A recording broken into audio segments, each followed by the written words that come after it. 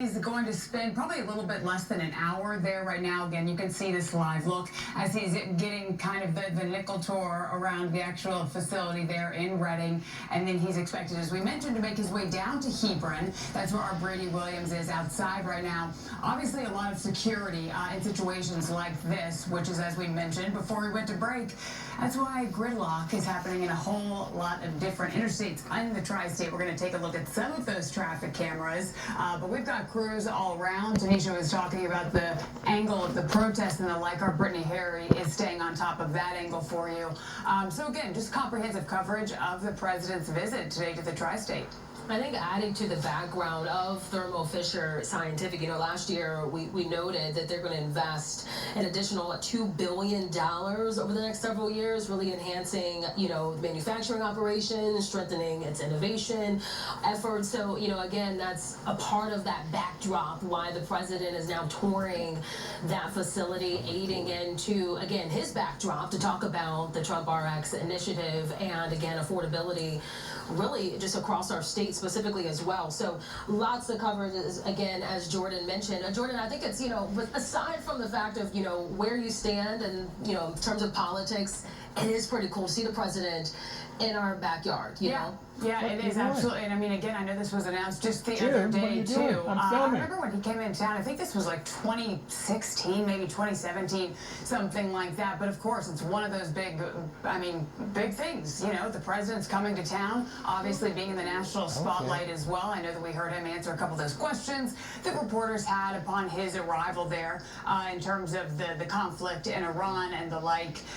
He was quoted as saying, "An excursion that will keep us out of a war." Speaking briefly on that conflict before then moving on to the tour itself. And we mentioned the other area that he's going to be in Hebron, Kentucky. That's going to be at Verst Logistics, I believe is the name of the facility there. So it's believed he'll spend another 45 minutes or so up there in Reading and then make his way down to Verst Logistics. Okay, and our producer right now is telling us to take a live listen in to hear what the president has to say.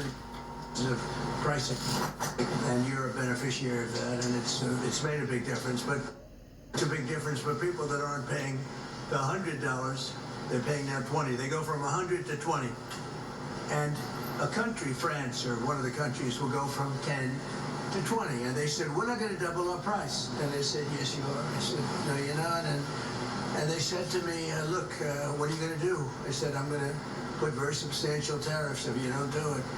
And they go into effect tomorrow morning. And they said, like we said, we're going to do it. And it was pretty amazing. Nobody can believe it all happened. And I guess other administrations tried, but they're not that competent. Or they didn't try at all. I would say mostly they didn't try. I don't even think they tried. But we took it down by 60, 70, 80, 90%. And there's never been a thing. In 28 years, medicine's only gone up.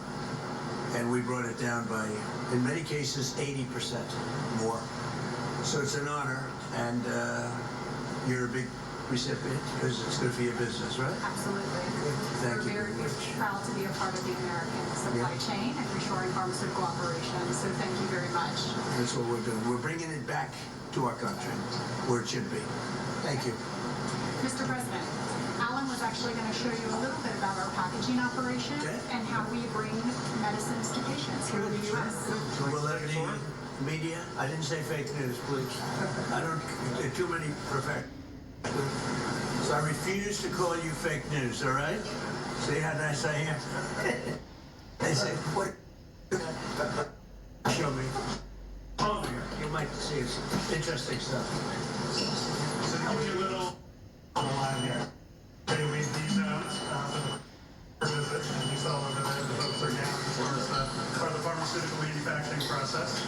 We're on a packaging one of our 3 bottle lines here at the site. All right, so you just heard it right there. The president, again, kind of this is all part of the tour that he's taking. I think that he said they want him to kind of see exactly how the packaging works, how they're able to get those prescriptions to various patients throughout the United States, too. Again, all of that coming from Thermo Fisher Scientific up in Reading once more. So, yeah, we understand that this tour should take probably another 30 minutes or so, again, according to the White House schedule that they were able to email us earlier. But again, it seems like everything everything is going just along as planned. A couple of questions there from the media, with a bit of a funny comedic response there from the president saying, I promise I won't call you fake news anymore. We do appreciate that, Mr. President. But yeah, so again, after this, he's going to go to the other side of the river, down to Hebron. That's where we're going to check in with our crews there as well. We've got crews all around, though, covering this for you comprehensively throughout the afternoon. All right, are we going to go into the 3 o'clock right now?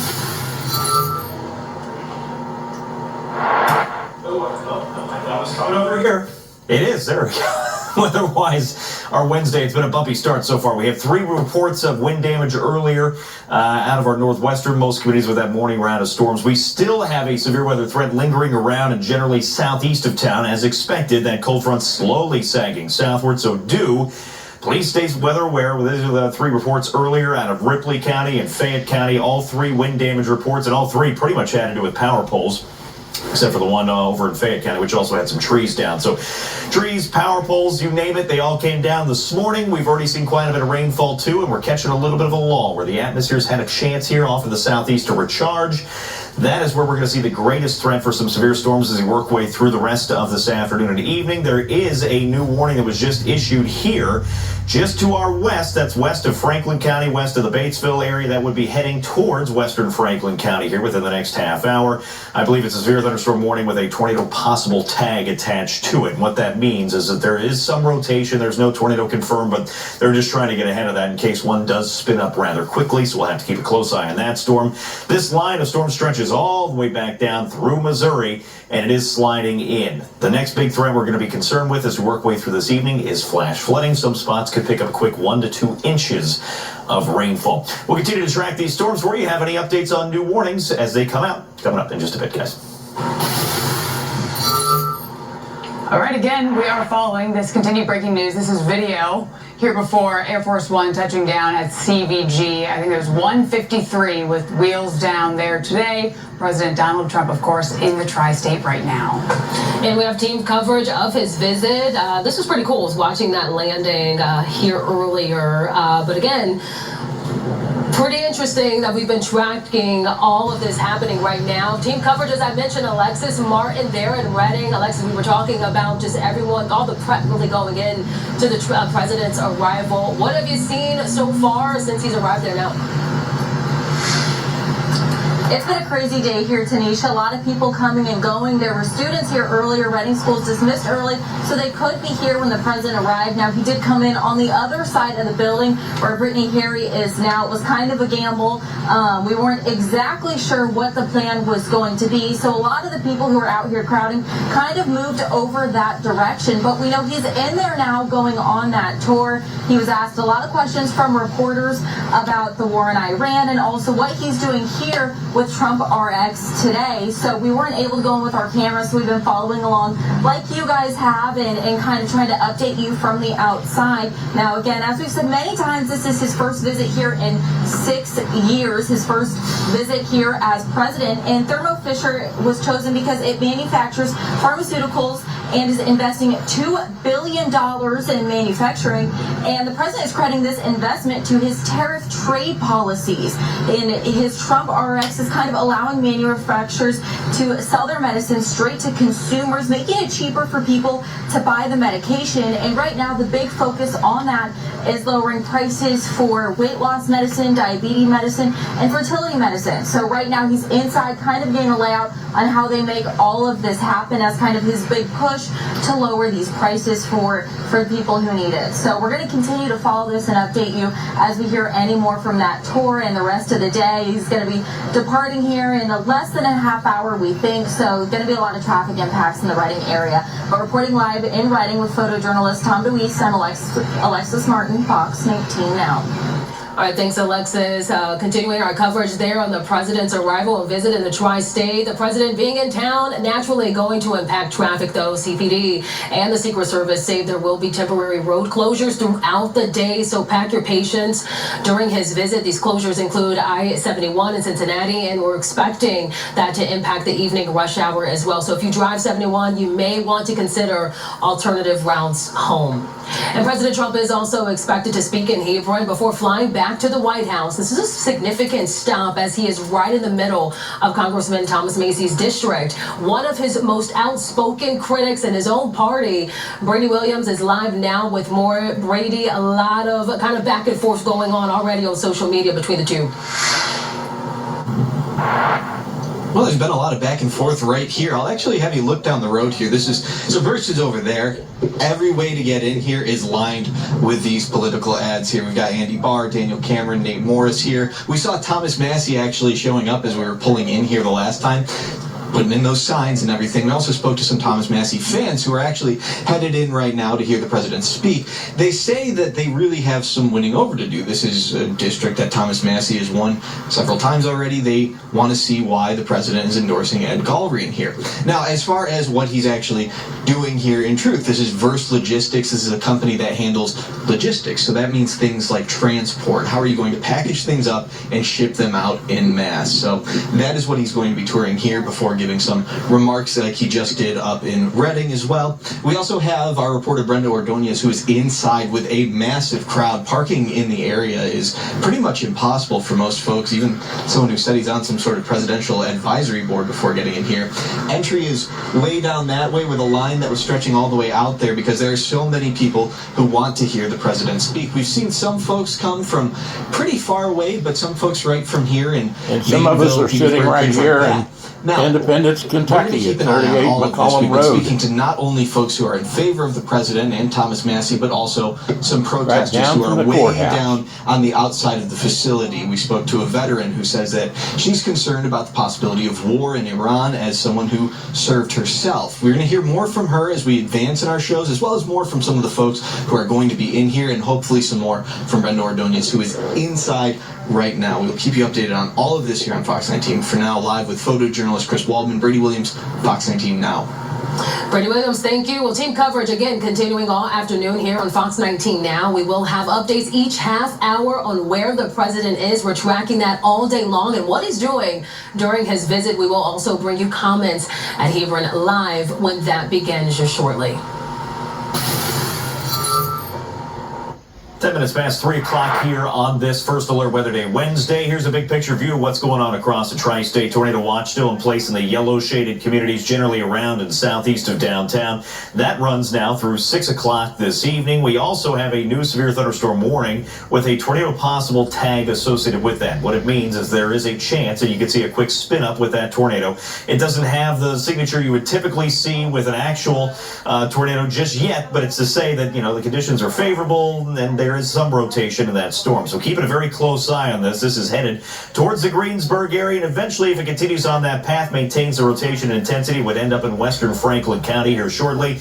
Anywhere from, let's say, Batesville at 3:33 in Ripley County, eventually through the Greensburg area here in just a few minutes, about 8 minutes from now. So not too far from there. Again, no confirmed tornado with that, just to say the conditions are favorable, and that is a potent thunderstorm as it rolls on in. We're going to continue to hold on to these storm chances all the way through this evening. It's a 2 out of 5, a slight risk, damaging winds, still the greatest threat we'll be facing out there tonight. We'll talk more about these storms, and of course, if there are any new warnings, we'll keep you updated on those as we head through the next few minutes. Flooding is affecting us. Injured? Call the Tiger. Oh, the sun shines bright on my old Kentucky home. 'Tis summer, the children at play. The corn top's ripe and the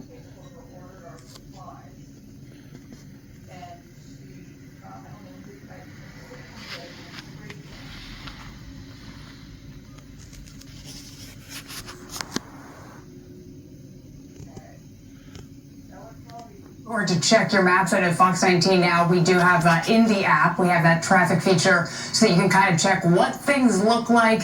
But yeah, if you don't have to go out right now, I wouldn't recommend it, especially if you're going to be on the main thoroughfares there. Brad? It's that, too. I think we're going to have issues when it comes to weather for that evening commute. On top of the backups we're already seeing for the presidential visit. It looks nice now, but we have more rain and storms on the way. We've already seen quite a bit of rainfall here close to downtown. A lot of gloom right now. The storms are either up to the north, off to the southeast. We're sandwiched in the middle with a south-southwest wind now. Remember what I told you earlier, until those winds shift and we see more of a north wind, we are still on the warm side of the cold front. That's why here downtown and areas southeast are still under a tornado watch until later this evening. With that, conditions still favorable. Even on the other side where the tornado watch has been dropped, it's not to say we don't have a little spin left in the atmosphere. We have one severe thunderstorm just outside of the area, but this is quickly moving towards western Franklin County. The reason it has these red hash marks rolling through is that there's a tornado possible tag with that. Not enough rotation to get the tornado warning, but enough that we could see some quick spin-ups with it, so just be aware of that. If you're in western portions of Franklin County, that's where we'll be heading first. Some still things coming down in northern Kentucky, too. Information on the next 10 days is coming up in just a few minutes. That sounds good. All right, let's talk about this. So the NFL Network says that Trey Hendrickson is leaving Cincinnati, and he's going to be staying, though, in the AFC North. Hendrickson is reportedly signing with the Baltimore Ravens after the team backed out of a deal for pass rusher Max Crosby. Now, shortly after they pivoted to Hendrickson, who's one of the top defensive free agents in the league. Now, ESPN's Adam Schefter says the former Bengals All-Pro is getting a 4-year, get this, $112 million contract, again, from the Ravens. Through that is a tornado possible tag. It just means that there's a chance you can see a quick spin up with this. Not enough rotation to go with a tornado warning, but close. It has the precursors to that. And it is sliding through Greensburg right now. It'll clip through the north end of Batesville here shortly, but more so western portions of Franklin County along 52 here, northwest of Brookville, and then eventually slide up towards the northeast. That is the cold front. It's slowly sagging southward. You can see how it stretches all the way back down, eventually into Missouri. So we have a lot of rain and storms to go through as we work way through the rest of this evening. And again, don't be fooled if you're not seeing any right now down in Kentucky. You still have a good chance to catch some of those storms later on this evening, right around dinner time. After that, 1, 2, 3 o'clock in the morning, we're clearing back out, cooling back down, and we'll see a pretty nice Thursday, but not before some spots pick up another inch to 2 inches of rainfall. We're going to wait through the next couple of days. It is a roller coaster. We call this the spring of deception, right? Because one day it's spring, the next day it's winter. We're back to winter briefly tomorrow, and for the next couple of mornings, maybe even a slim chance for some drops or snowflakes early Friday morning, and then we're back to 60 degrees. 2 seasons in one day. Cooling down briefly for Saturday, but Sunday looks to be another big warm-up. We're going to see temperatures surging back into the 70s. There's that slim mix chance early Friday morning. Much of the rest of your weekend looks nice and dry until Sunday evening. So if you have the outdoor plans this weekend, Sunday, if it weren't so windy, it'd be pretty good. We will see some gusts up to 40 miles an hour, and that sounds familiar. That's what we're seeing outside right now. That's going to fuel another storm threat late Sunday into early Monday, which will take us from spring back to winter into Monday morning. Some snow is possible. A few flakes might fly for St. Patty's Day, so hopefully you're like me and you have a big green coat, because you can get out there and wear that for St. Patty's Day. You'll need it. 36 degrees outside. You can see we just keep on riding that roller coaster. Here's the first 7 of a 10-day forecast, which is all over the place. 72 on Sunday, back into the 30s for early next week. We're peeking back in Reading, Ohio, with the president's visit there. That all just wrapping up. The president now heading to Hebron to visit Verst Logistics that he's supposed to be speaking at. That's supposed to all get going around 4 o'clock when he's supposed to give remarks. But again, about an hour and a half, we timed it about right, Jordan, of his visit there in Reading with, again, Thermo Fisher. His motorcade now making its way to Hebron. All right, we'll be back with more coverage right after this.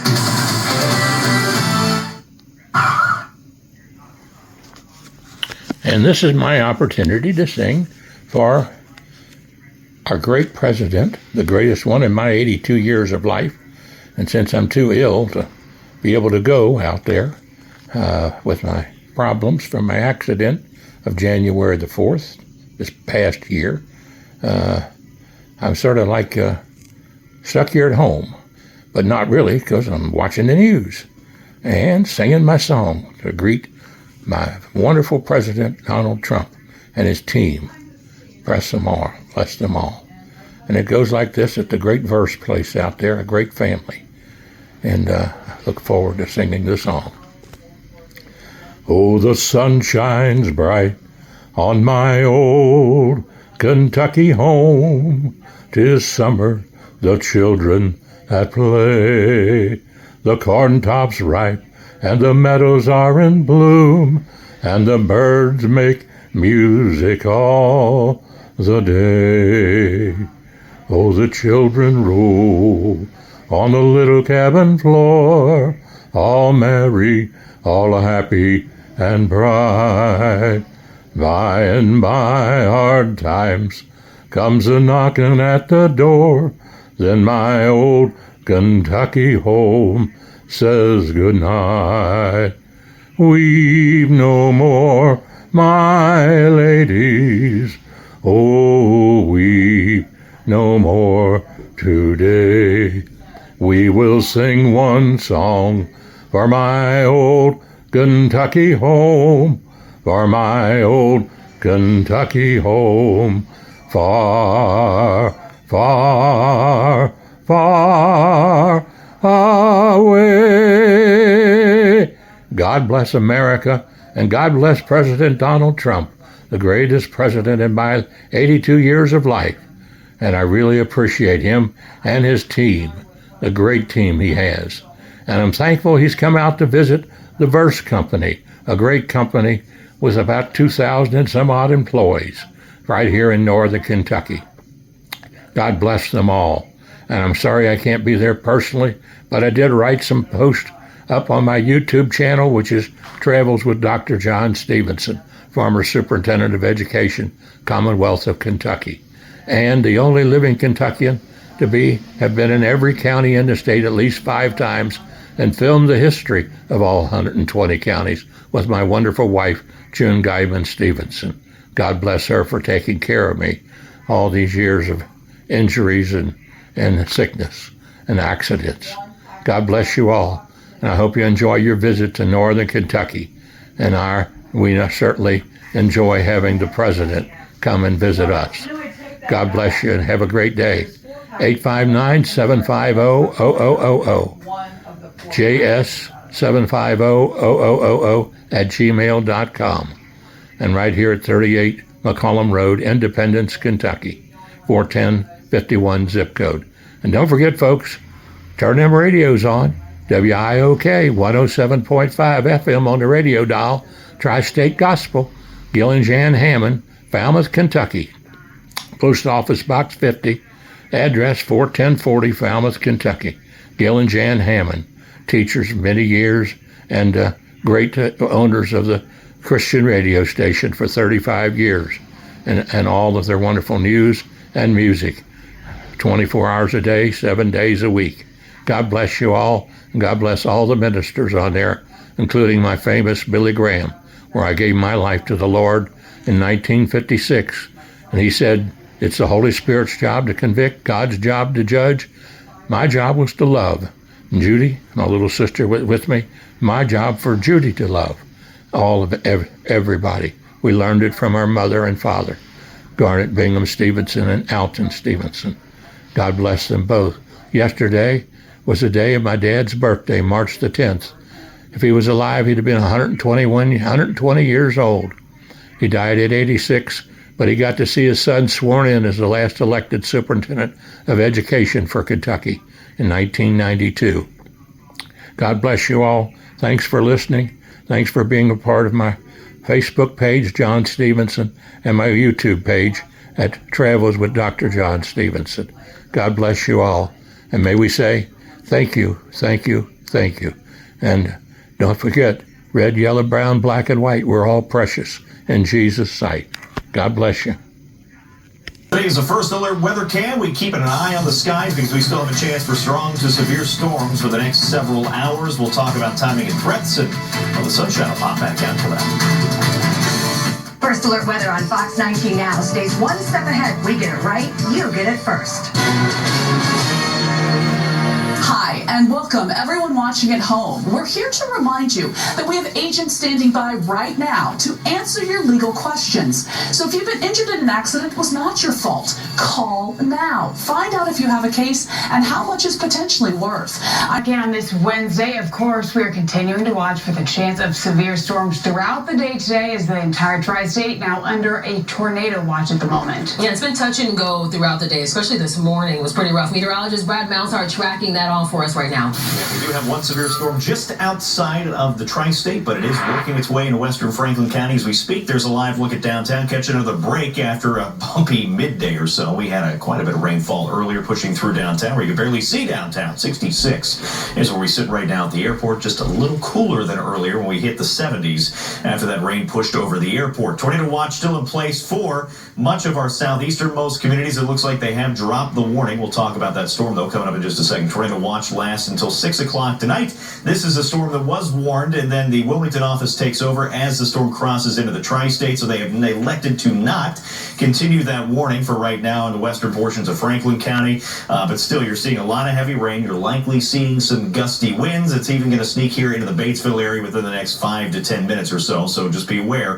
It's not only the presidential visit slowing things down. We are seeing a lot of slowdowns on the roads because we'll have quite a bit of torrential rain pushing through at a very bad time here, just in time for that evening commute. Storm chances continue right on through dinner time or so. After 7 to 8 o'clock, that severe storm threat will start to subside, as well as the rain chances, and will clear out rather quickly as we work way past midnight tonight. So a couple more hours to go. All threats are still on the table, including a threat for some flash flooding. We'll talk more about when we'll see the sunshine and how long it'll stick around for coming up in your full forecast in just minutes.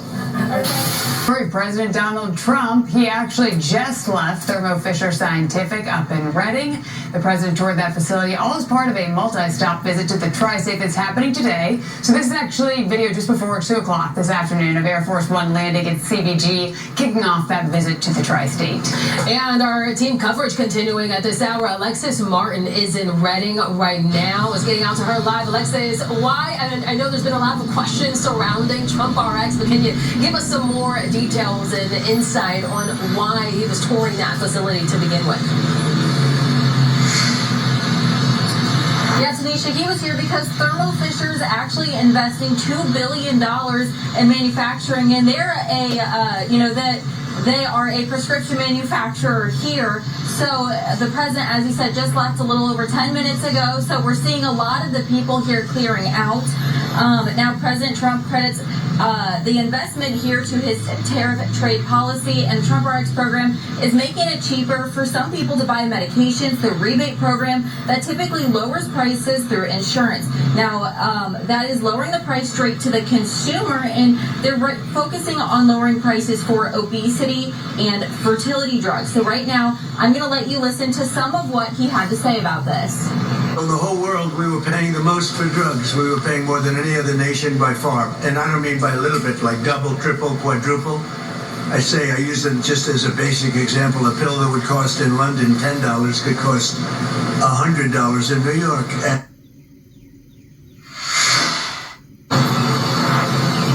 So we're going to continue to bring you more of what the president had to say. He did talk a little bit about what's going on right now with Iran, answering questions. He says that he hopes gas prices are lowered soon. So while he was here focusing on the pharmaceutical side of it, he talked about a lot. So we have so much more to bring you throughout the rest of the afternoon.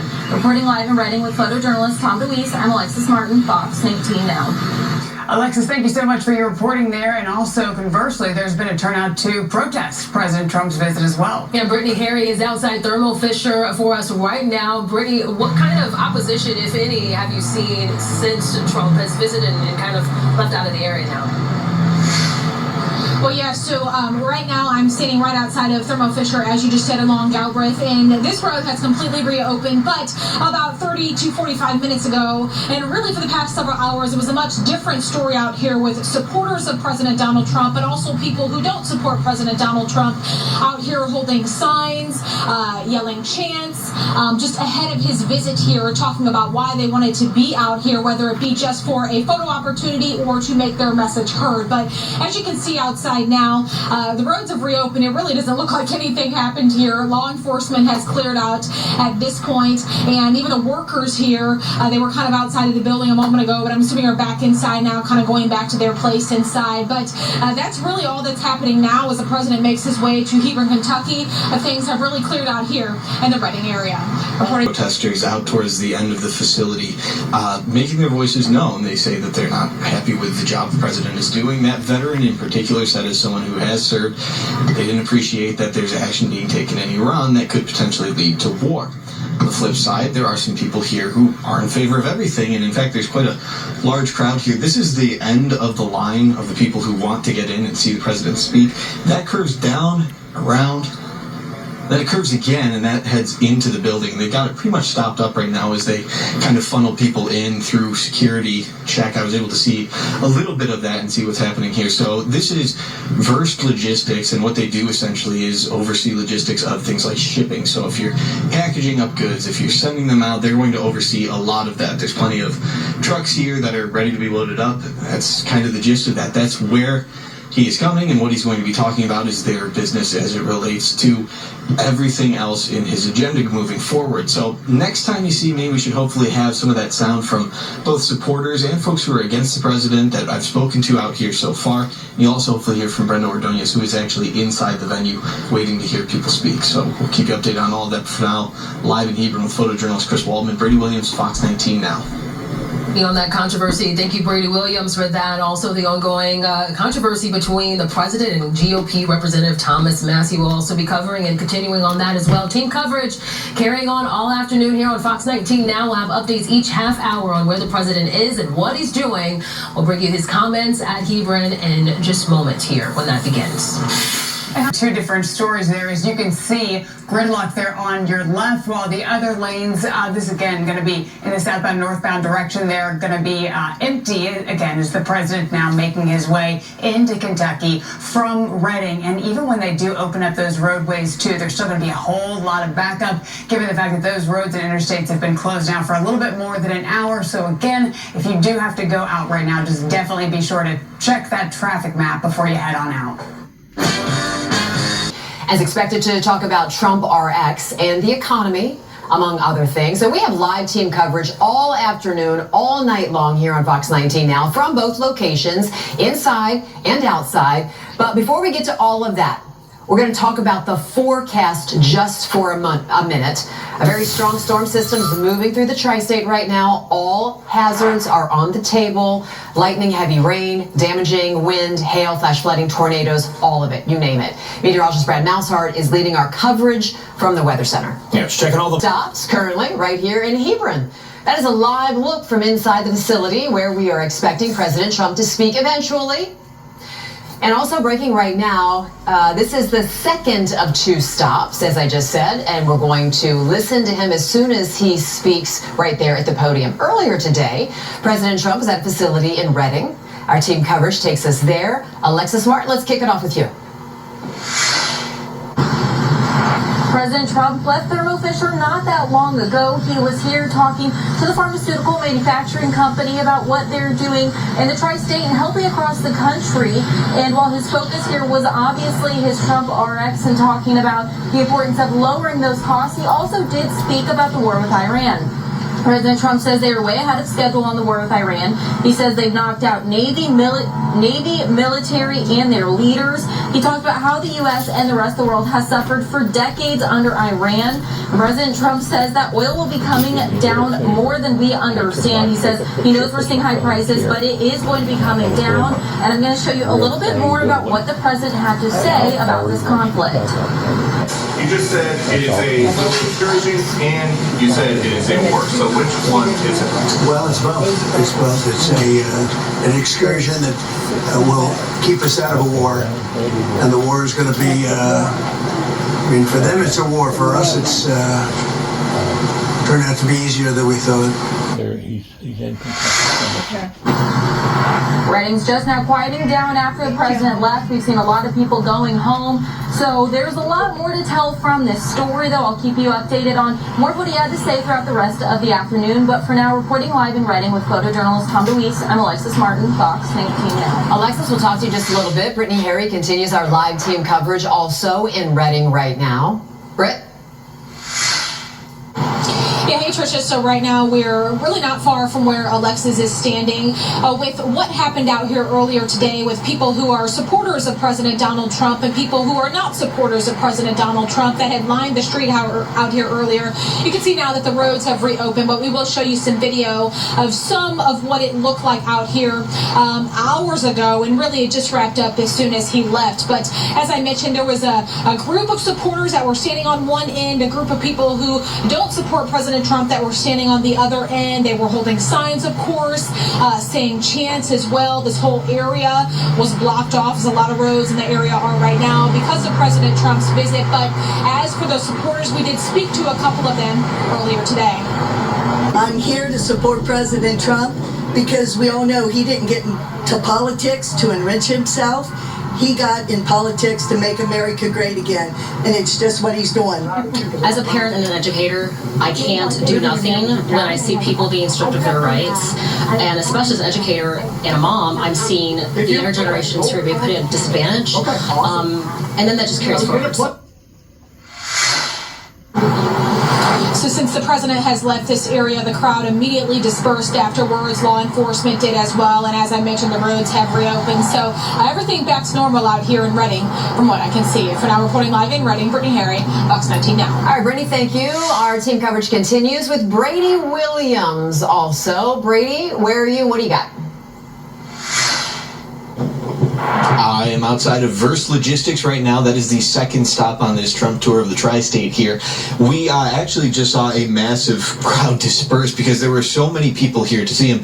They reached capacity, so many of them just actually took off. When we were out here and there were folks, that line stretched all the way around the building and into the back before folks even got to security here. Now, we have also seen some folks who are not so stoked about this visit. We spoke to some protesters earlier who were really honing in on especially some of the recent actions taken in Iran. Some folks were not too happy about that. We spoke with a veteran in particular who we hope you'll be able to hear from coming up later on in our broadcast here. We also spoke to some folks who are here because they want to hear him endorse Ed Gallery, and they want to hear why that is. One of the folks who spoke to me said this is specifically Thomas Massey country. This was someone who said that she actually volunteered on a phone line for him at one point, and so she wants to hear from the president why he's endorsing someone else here. So hopefully they'll be able to get some of that as it goes along. We are expecting that to begin sometime in the near future here when he does finally arrive, and when he does, we're obviously going to have that coverage of it. When you come back to me, we'll hopefully have some of those folks that we've spoken to outside of the event, and also hear from Brenda Ordonez, who we do have inside this. So we're going to keep you updated on all of this here and try to talk to some more folks who maybe got turned away here, just about why they came in the first place, so that you can get that before we have to try and talk to anyone who's going to wait for the end of this event. So we'll keep you updated on all of that. But for now, live in Hebron with photojournalist Chris Waldman, Brady Williams, Fox 19 Now. Yeah, and Brady, for those that don't realize the endorsement you're talking about, it's the opponent to Thomas Massey that President Trump has been very vocal about somebody running against him. And he also tweeted about that earlier today on Air Force One on his way to Cincinnati. Let me ask you again about that crowd there, because all I can see are trucks. I assume on the other side of the trucks, that's the building. So did people have to wait there? Did they have to get tickets? Did they have to sign up ahead of time? What was the whole process?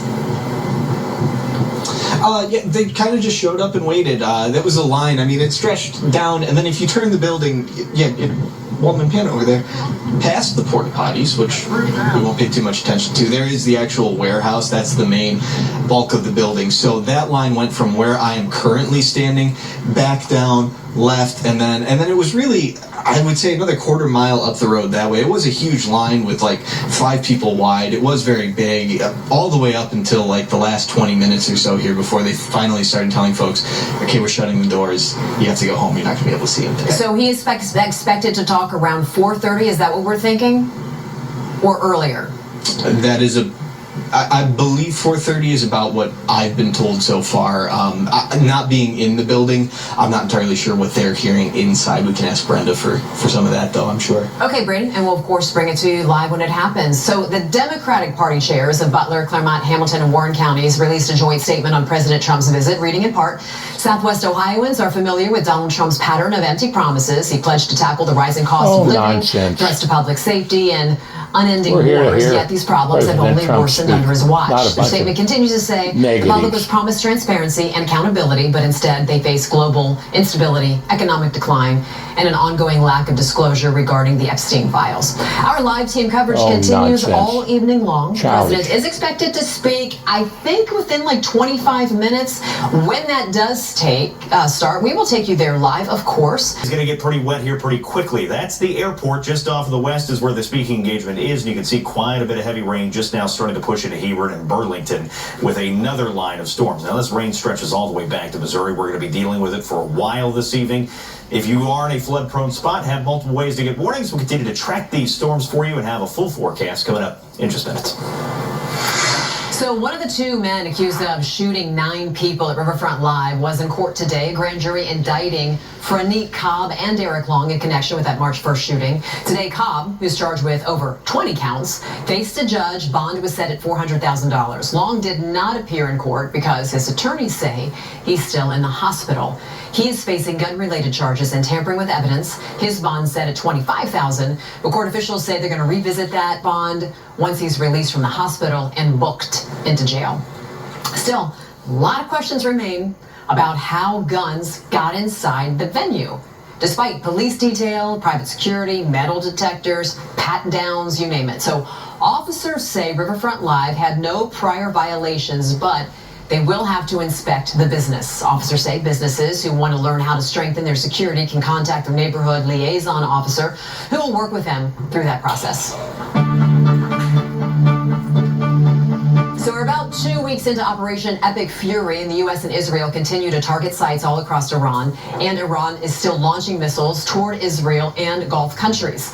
Iranian forces striking a Thai cargo ship in the Strait of Hormuz, forcing about 24 crew members to evacuate. British maritime authorities say it was one of their 3 vessels attacked on or near the critical waterway today. Iran has effectively closed traffic in that strait, where about 1/5 of the world's oil and gas travels. There is a lot of capacity for us to be able to deal with this. The president's showing he is not going to tolerate the Iranians holding international maritime traffic hostage. So yesterday, U.S. forces struck more than a dozen Iranian vessels following concerns the country was preparing to lay mines in the strait. As the strike continues, Iran's new supreme leader remains out of sight. He's reportedly in the hospital after being seriously injured in the strike that killed his father, wife, and teenage son. Distressed, lost everything. You know, I mean, roast gone, all in 20 seconds. You know, walked in the bedroom, got knocked down, cried in the closet, it's over. Come back out, crawl out, and the roast gone, everything, so. Just like that. One resident in Lake Village, Indiana, currently dealing with storm damage. Officials say at least 2 people died after that tornado ripped through that area last night. Strong winds left several homes and businesses damaged. First responders described the scene as total devastation. People trapped inside houses and loose farm animals all over the place. Several people are in the hospital. A similar situation in Illinois. Look at this video from Bradley, where large hail was reported. Bradley's a little bit north, which was indeed hit by a tornado. But experts believe the housing market will stay competitive this year, which means buying a home in 2026 will require one key thing: preparation. So in this Watching Your Wallet, Rachel DePompa helps you navigate the market. Planning is key when buying a home, and it's never too early to start. Cherry Dale, the Vice President of Financial Education at Virginia Credit Union, says when you're looking at what steps you need to take, she says there are 3 things you should really concentrate on. If you want to be in the higher 600s, credit scores range from 300 to 850. A good place to start is 600 if you're trying to kind of rebuild that. Keep in mind it's risk-based, so the higher the credit score, hopefully the better rate. And you would get on that loan. Dale says then you want to look at your debt to income ratio, or DTI. She says lenders are looking at your credit card, car loan, and personal debt. So pull your credit report and then see how much of your monthly payments are going toward debt based upon your income. If you're at 10%, that's a pretty good place, actually. If you have no debt, that's a wonderful place to begin because you can afford more house. When you are getting to the point of getting that mortgage, you really want to stay under 40. And finally, try to build up a down payment. Create a future home fund and automate your savings into that account. With this watch in your wallet, I'm Rachel DePompa. All right, today is the First Alert Weather Day. Storms rolling through, and that sky looks very ominous. We can't rule out some more winds tonight. Hail, maybe a tornado. Brad, can we start? Let's talk about that. I know that there was a warning out for some time. Is that still going on? Well, we had severe thunderstorm warnings early this morning. We have a watch that is out for still half of the tri-state through this evening, where we hadn't seen the cold front pass by just yet. Temperatures are still in the 70s. I mean, all the ingredients are there. We just need everything to try to come together in one spot. That's what we're seeing and keeping a close eye on. You can see planes are still taking off from the airport, but we have some lowerings, a lowered cloud deck back there in the background. That is some heavy rain that's pushing towards the airport right now, and one of many storms that are rolling through right now. Nothing severe currently in the tri-state, but that could change on a dime. So please stay weather aware outside tonight because all the ingredients are there. We're at 71 degrees, and anywhere in the yellow shaded areas, a spot where those tornado ingredients are still in place. Tornado watch, again, meaning the conditions are favorable, still in place through 6. Everybody under the wind advisory. Most of the tri-state under a flood advisory, and that just means that we could see high winds gusting up to 40 miles an hour outside of the storms. We could see those creeks and rivers come up pretty quickly.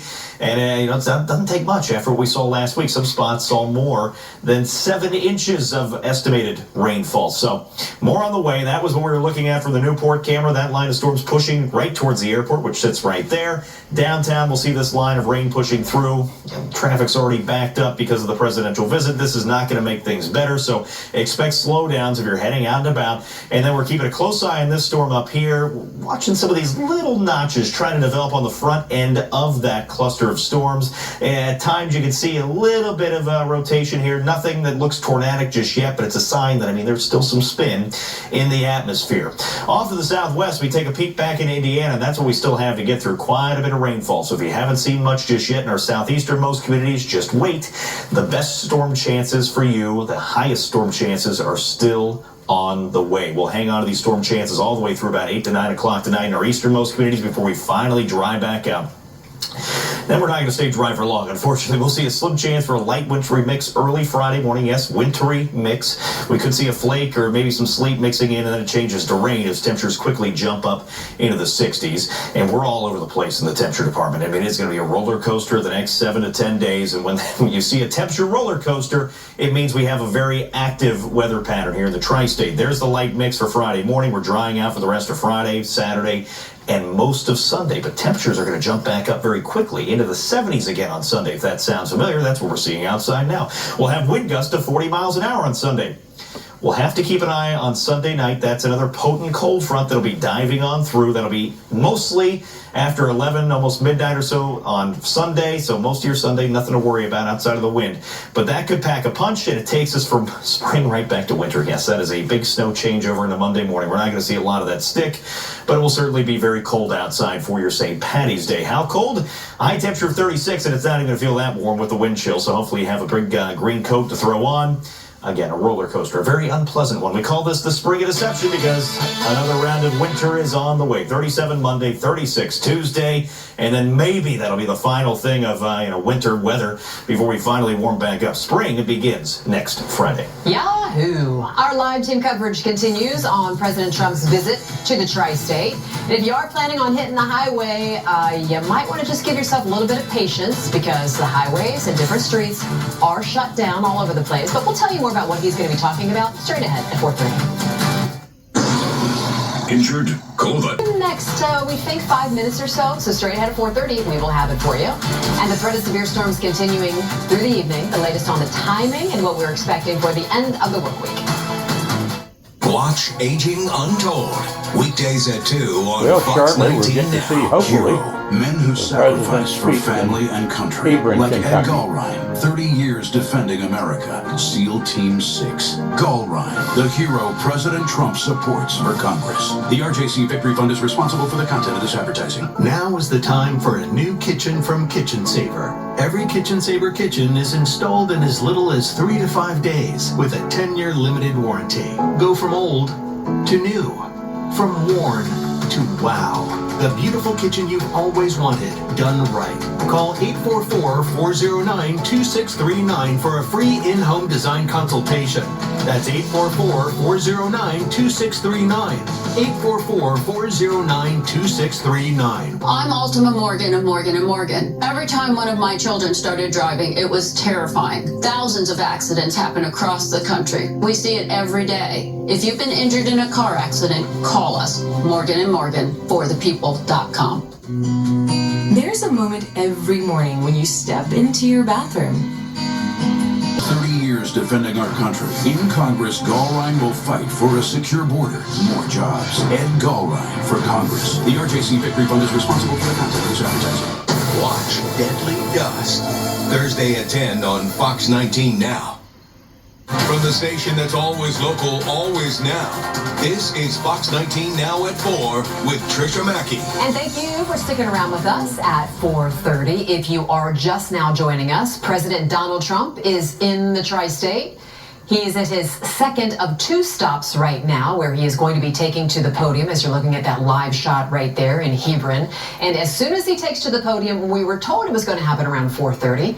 We will take it live. But first, if you are just joining us, you know that it's been kind of like a nasty day all day today. We had a bunch of thunderstorms overnight, and also severe storms might be running into the tri-state this evening as well. Meteorologist Brad Malsar is going to lead our weather coverage from the studio. Brad? Yeah, it's an ominous look back up towards the northwest side of downtown. It might be rain-free right now around the river, but up just on the northwest side of downtown, heavy sheets of rain just filling on in, and that's going to be pushing towards downtown very shortly. So if you're out and about, just be aware, that's going to change very quickly from very dry to very, very soggy. 71 degrees. In Hebron, this is a live look from inside that facility. We have crews inside and also outside are going to be covering his tour and his remarks. And we also have a crew right there where protesters have gathered. And Brady Williams is going to continue our team coverage. Brady, there were so many people that were trying to get into that facility. Even some of the people that I know personally who had tickets to get in, they were turned away because so many people wanted to get inside to listen to the president speak.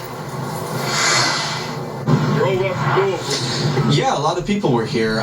Most of those have now gone away, and folks who are inside will just be waiting for the president. There are plenty of people who are still milling about out here who at least want to see his motorcade go by, which is what we're waiting for at this point in time. We've spoken to many people. There were many who were a little disappointed that they couldn't quite get in just because there were so many people here, but other folks who just really want to hear what he has to say. They were asking us, is this going to be broadcast somewhere? Because they want to hear what he has to say about the area. Folks who are from here want to know what he has to say about this company, Verst Logistics. Now, Verst Logistics, if you don't know anything about it, they're a logistics company, and what they're essentially doing is they handle shipping, they handle all of that kind of thing, packaging, anything to get things sent out en masse. That is what they are handling. Some of the folks who are here to try and hear about Ed Gallrein as well, who Trump has now endorsed to take Thomas Massey's current spot in Congress. Now, some of the folks who are here say that they want to hear why exactly he's endorsing him instead of Massey, and they're going to wait a little bit to do that. Again, we heard 4:30. We are still waiting for him to arrive. As soon as he does, and as soon as he's speaking, you can hear all of that right here on Fox 19 and Fox19.com. We'll keep you updated from now live in Hebron with photojournalist Chris Waldman, Brady Williams, Fox 19 Now. Yeah, President Trump has not made it a secret that he does not like Thomas Massey for quite some time. As far as people that were outside, I mean, they stood outside and it's pretty bad weather. But you said, were there still some protesters that were scattered in there and a lot of supporters, or was it even? What do you think? Well, I definitely wouldn't say it was even. I mean, folks who are here are, for the most part, here to see the president, plus there's more room for them. You know, the protesters were kind of quartered off towards the other end of the area, but there were a lot of people who were here and very dedicated to that, especially because it has been so rainy. When we finally get that video into you, we've been trying to send it back to hear from some of those folks. You'll see just what a maelstrom it was out here, and folks were still doing that as well. But yeah, plenty of folks are still just hanging around at this point. Pockets here and there, and yeah, I mean, we'll keep you updated on all of it right here. Yeah, I know a lot of people on social media very excited about being inside. The Everybody's crowd like was posting about it. overwhelming. They can't wait to hear him. And of course, we're going to have it live for you whenever it happens. We think in the next few minutes. Brady, we'll see you in a little bit. So earlier today, he was at a facility in Reading. So Brittany Harry is going to continue our live team coverage with that as well. Brittany, one of the things that I saw was some video of him inside that facility, just joking around, taking photos, talking to all of the people that were inside, which is kind of a really neat interaction that they had with the President of the United States. Yeah, no, that's great. I didn't realize that because we, of course, haven't been inside all day. But we have been outside now for several hours outside of Thermo Fisher here, where a lot of supporters and protesters were gathered earlier today. At times, it was raining as hard as it is right now, and people were still out here holding signs and doing chants ahead of the president's visit here to Ohio. A lot of people excited for him to be here, others not so much. But regardless, earlier today, Galbraith Road here was shut down. There was a very heavy law enforcement presence whenever the president was here in this area, but as of now, the roads have reopened. The crowd has dispersed, as you're seeing in the video, just some of the people that were out here earlier. I'll be honest, a lot of the signs we couldn't really show on TV because they had some bad words on them and stuff like that, so just trying to be really careful with what we did show out here. But for now, everything is back to normal out here. Roads have reopened. Traffic is smooth. All the workers are back inside. But for now, reporting live in Reading, Brittany Harry, Fox 19 Now. Brittany, thanks so much. Alexis Martin's also in Reading and was inside that facility as the president toured earlier today. President Trump spoke here about how their prescription prices have been high, and he's working to lower them through Trump RX. But he also talked about what's on the top of a lot of people's minds, the war with Iran. He spoke about how the military is ahead of schedule of where he thought they would be at this point. And he talked about how it's impacting prices right now and how he hopes to see that go down. Here's a listen of a little bit of what he had to say. Prices are coming down very substantially. Oil will be coming down. That's just a matter of war. It happens where you can almost predict it. I would say it went up a little bit less than we thought. It's going to come down more than anybody understands. President Trump spoke a lot on his visit here, so we're going to continue to update you throughout the rest of the afternoon so you can hear more about what was talked about. Reporting in Reading with photojournalist Tom DeWeese, I'm Alexis Martin, Fox 19 Now. Alexis, thank you. And in case you're wondering, TrumpRx.gov is what he was talking about there. And if you haven't been to that website, it's actually kind of interesting. I was on it. You can find low prescription prices on there on some drugs. They're adding drugs all of the times, but pretty much it works. You put in the drug name that you need, you browse, and then if it is in that system, you get a very substantial discount. You take that to your pharmacy, and that's how you get to your substantial discount. It's as easy as that. So our live team coverage is going to continue all evening. We have teams in place, and as soon as he does take to the podium in Hebron, Kentucky, we will take it live, and you can always find the latest on fox19.com.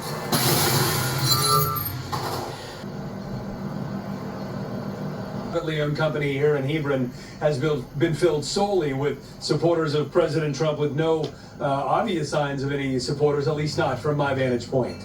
For now, reporting live here in Hebron, Todd Dykes, WWT News 5. You're seeing people drive long distances. You're also seeing people show up early as yesterday evening. Todd Dykes reporting live for us. Todd, thank you so much. And of course, inside this packaging facility, things are quickly filling up as hundreds of people get ready to hear President Trump speak. So I want to give you a live look, a live picture of the stage from inside Verst Logistics there in Hebron, Kentucky. Supporters are waiting to hear from the president. Our WLWT News 5's Brian Hamrick has a look at the crowds inside.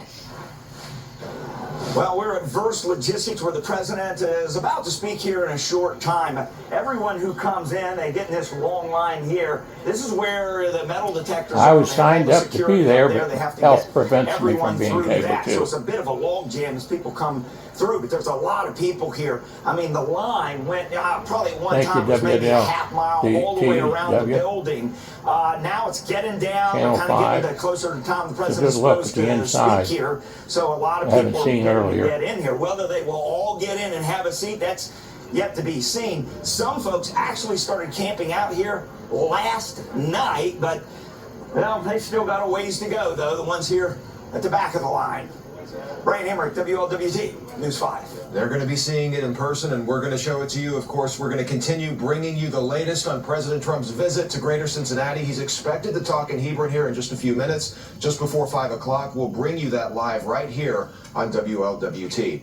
Well, after the break, we're taking another look at President Trump's visit to Greater Cincinnati. Yeah, so we're checking in with our Ashley Kirkland. She's at CVG tonight, where Air Force One is waiting for the president. She's going to have more of the delays his visit is causing for so many of you out on the roads tonight. Allison? And I'm still tracking some thunderstorms across the area right now. This line of storms working its way through the Cincinnati metro, as well as 75 and 71 north of the 275 loop.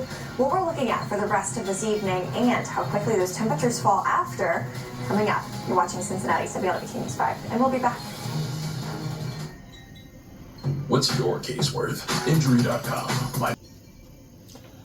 Oh, the sun shines bright on my old Kentucky home. 'Tis summer, the children at play. The corn top's ripe, and the meadows are in bloom, and the birds make music all the days. Weep no more, my ladies, oh, weep no more today. We will sing one song for my old Kentucky home, for my old Kentucky home, far away. I wanted to sing this song for my president and our president, June Guyman Stephenson and John Stephenson, and our YouTube channel, Travels with Dr. John Stephenson, Facebook page, John Stephenson.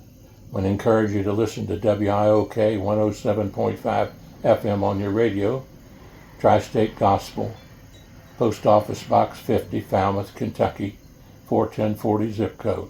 Gil and Jan Hammond. 35 years of gospel music and great sermons you can watch. Both educators, retired, and both interested in our great America. They're in their 80s and I'm 82. And President Donald Trump has been the best president, I believe, in my lifetime for 82 years. God bless you, and just remember, red, yellow, brown, black, and white, we're all precious in Jesus' sight. And as Billy Graham taught me, it's the Holy Spirit's job to convict, God's job to judge, my job and Judy's job, my little sister Judy Lynn Felty Stevenson was with me, and June Guyman Stevenson's job is to love, and we love you all. And God bless you, and God bless you, President Trump, for coming into Kentucky. Of course, there are several Kentucky lawmakers over there in Hebron, Kentucky, and now he's about to address those supporters. And this will really be the first time where he's talking directly to his supporters since his visit here today. A few hundred of those supporters. He's coming to the podium right now, but you never know how the weather's going to impact the turnout. That's always a concern, but it sounded like this was going to be a packed house. We heard a little bit earlier that people were even being turned away because of how crowded it was. It looks like the president is going to start speaking any moment. Let's go ahead and listen in. Thank you. And a very special hello, Kentucky. I love Kentucky. Amen. We love you. I love Kentucky. We won in a landslide. We won by so much. We have the all-time record in East State. But it's great to be back in this beautiful Commonwealth with so many proud, hardworking, unbelievable American patriots. Thank you. Praise the Lord. And we're here today with the men and women of a phenomenal company that has been helping Kentucky grow and prosper for 6 incredible decades. In other words, they've been here for a long time. Verst Logistics. Verst Logistics. Good company. It's been a lot of the people that run it. They're good people. They love you. They love you, actually. If they didn't, I wouldn't be here, probably. I don't think I could. If they didn't love you, I'd walk off this stage right now. With your help, this family-owned business has risen from a small trucking operation into a juggernaut of warehousing, packaging, one of the biggest, transportation, all these big labels they put on. But I'll tell you, America's favorite brands right here, and this has been an unbelievable group of people that built this wonderful company, and I want to thank them very much. It's an honor.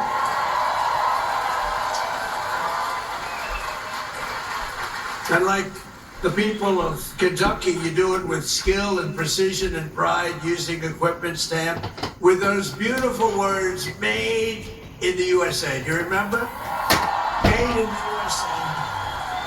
We're putting it all over the place. And we're making more and more things in the USA, more than we ever had. More people are working today in the USA than at any time in the history of our country. And by the way, do we have a great military? Amen. Praise the Lord. The best. Better than any military in the world by far. I didn't know that we're going to have to be showing it off so much, to be honest with you. I built it. In my first term, we built this military, and I didn't know that we'd have to use it quite as much as we're using it, but we're using it well, and there's no better military. There's nobody even close, so we're very proud.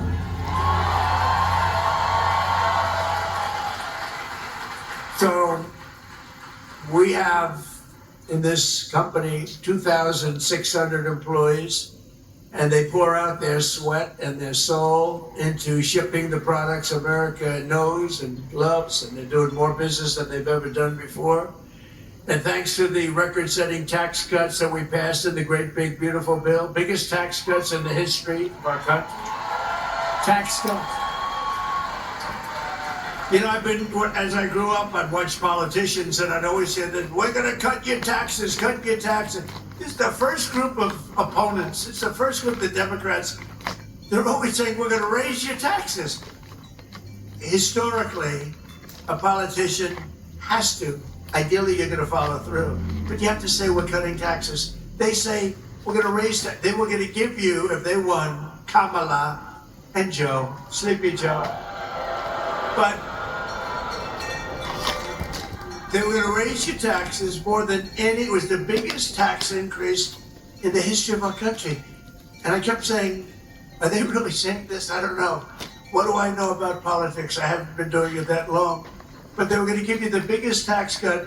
And now again, the midterms are coming. They want to raise your taxes higher than you've ever had before. We have to win. The midterms are going to be very, very important to keep it going.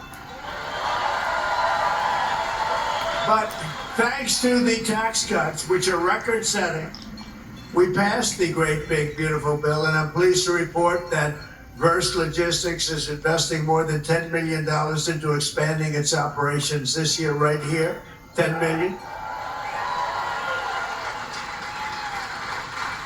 And you're buying brand new tractor trailers and opening up warehouses in 2 additional states, Texas and North Carolina. And that's what it's all about. And that's why we did it.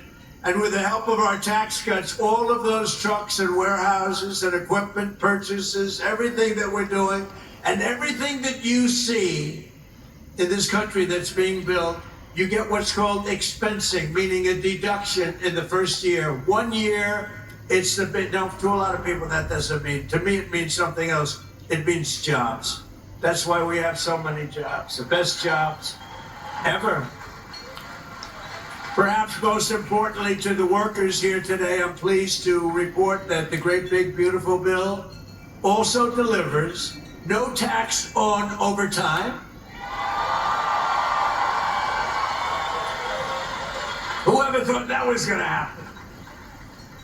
That means every extra hour you work, your overtime pay is now 100% tax-free. You have no tax. Remember that when you go and vote. The Democrats want to end it. So you take home 20 or 30% more to those beautiful children or whoever the hell you're bringing it home to, okay? I don't know who you're bringing it home to. I don't want to know. That's not my business, although it could be interesting. After so many years of politicians who sold out the working men and women of our country, we finally have a president who puts American workers first.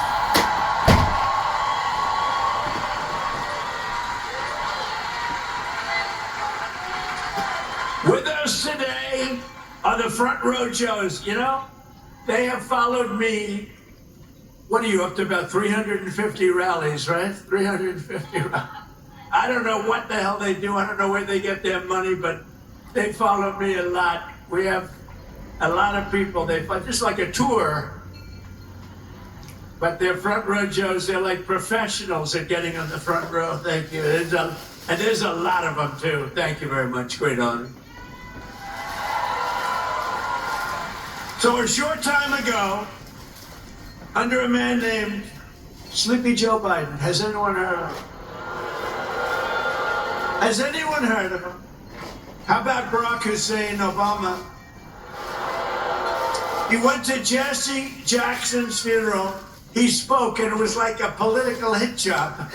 And the family of Jesse Jackson got angry as hell at him because they understand they hated each other. You know, he was there. But I loved watching that. That was so. The family goes outside and they start screaming at him. A short time ago, under Biden and his allies in Congress, we were dead as a doornail. We were a dead country, I'll tell you, and it looked like we weren't going to come back. Now we have the hottest country anywhere in the world. This is the hottest country anywhere in the world. Most powerful military. The stock market has set 53 all-time record highs since the election, all time. And the typical American's 401k is up by almost $35,000 since I took office. And in 4 years, Joe Biden got less than $1 trillion of new investment into the United States. So think of this. $1 trillion over a period of much less, over a period of 4 years. We got $18 trillion. And Jake Paul knows what that means. $18 trillion in 11 months, because they haven't calculated the 12 months. So we have 18 trillion in 11 months. Say in a year, what difference does it make? Compared to substantially less than 1 trillion in 4 years. You would say they didn't do a good job, Jake. I didn't ask Jake who he voted for, but I don't think it was Kamala. I don't think so. I think your whole reputation would be shot if you said, oh, I voted for Kamala. That would be the end of your whole career, Jake. But here in the heartland of America, you're already seeing the results of what we've done. I just came from Thermo Fisher Scientific in Reading, Ohio, right across the way. The great American company that's investing $2 billion in domestic manufacturing, all because of what we've done with the tariffs and with the deductions and all of the other things that we've done. Ford Motor Company, and by the way, we have more jobs in terms of construction. We're building more factories now in this country than at any time in the history of our country. More factories are being built. And Ford Motor Company, a good old staple, has announced a $2 billion assembly plant in Louisville, Kentucky, which will support more than 2,200 Kentucky jobs. And I was with Ford the other day. I was in Detroit, and Bill Ford, the head of it, he had an advantage over everybody else in getting the job, but that's okay. He was born Ford, but he was showing me a plant that was built in like 1914, very old, one of the biggest plants in the country, but one of the oldest. And they were getting ready to shut it down a year and a half ago. And then he heard Trump was running, and he sort of said, let's wait. So they were getting ready to shut it down. It was on minimal time. It was just a question of time, but he said, let's wait. And he waited.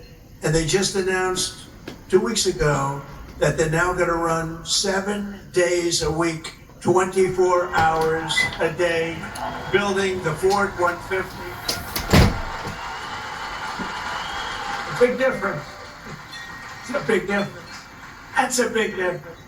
You shut it down or you run 24 hours a day. And they're doing a good job. Apple, great company, $2.5 billion to manufacture 100% of the glass for iPhones and Apple Watches right here in Kentucky factories, all being made.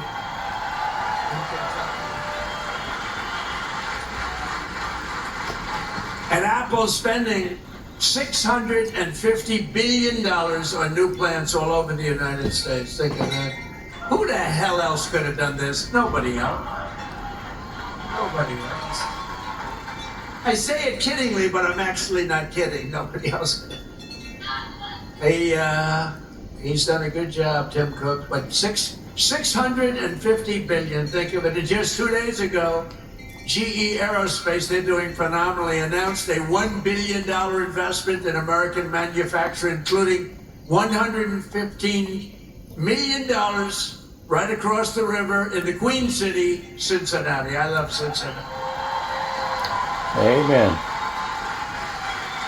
So jobs, factories, and new investments are pouring in as they do. We have added 70,000 new construction jobs in just a short period of time, including 8,000 brand new construction jobs in Kentucky.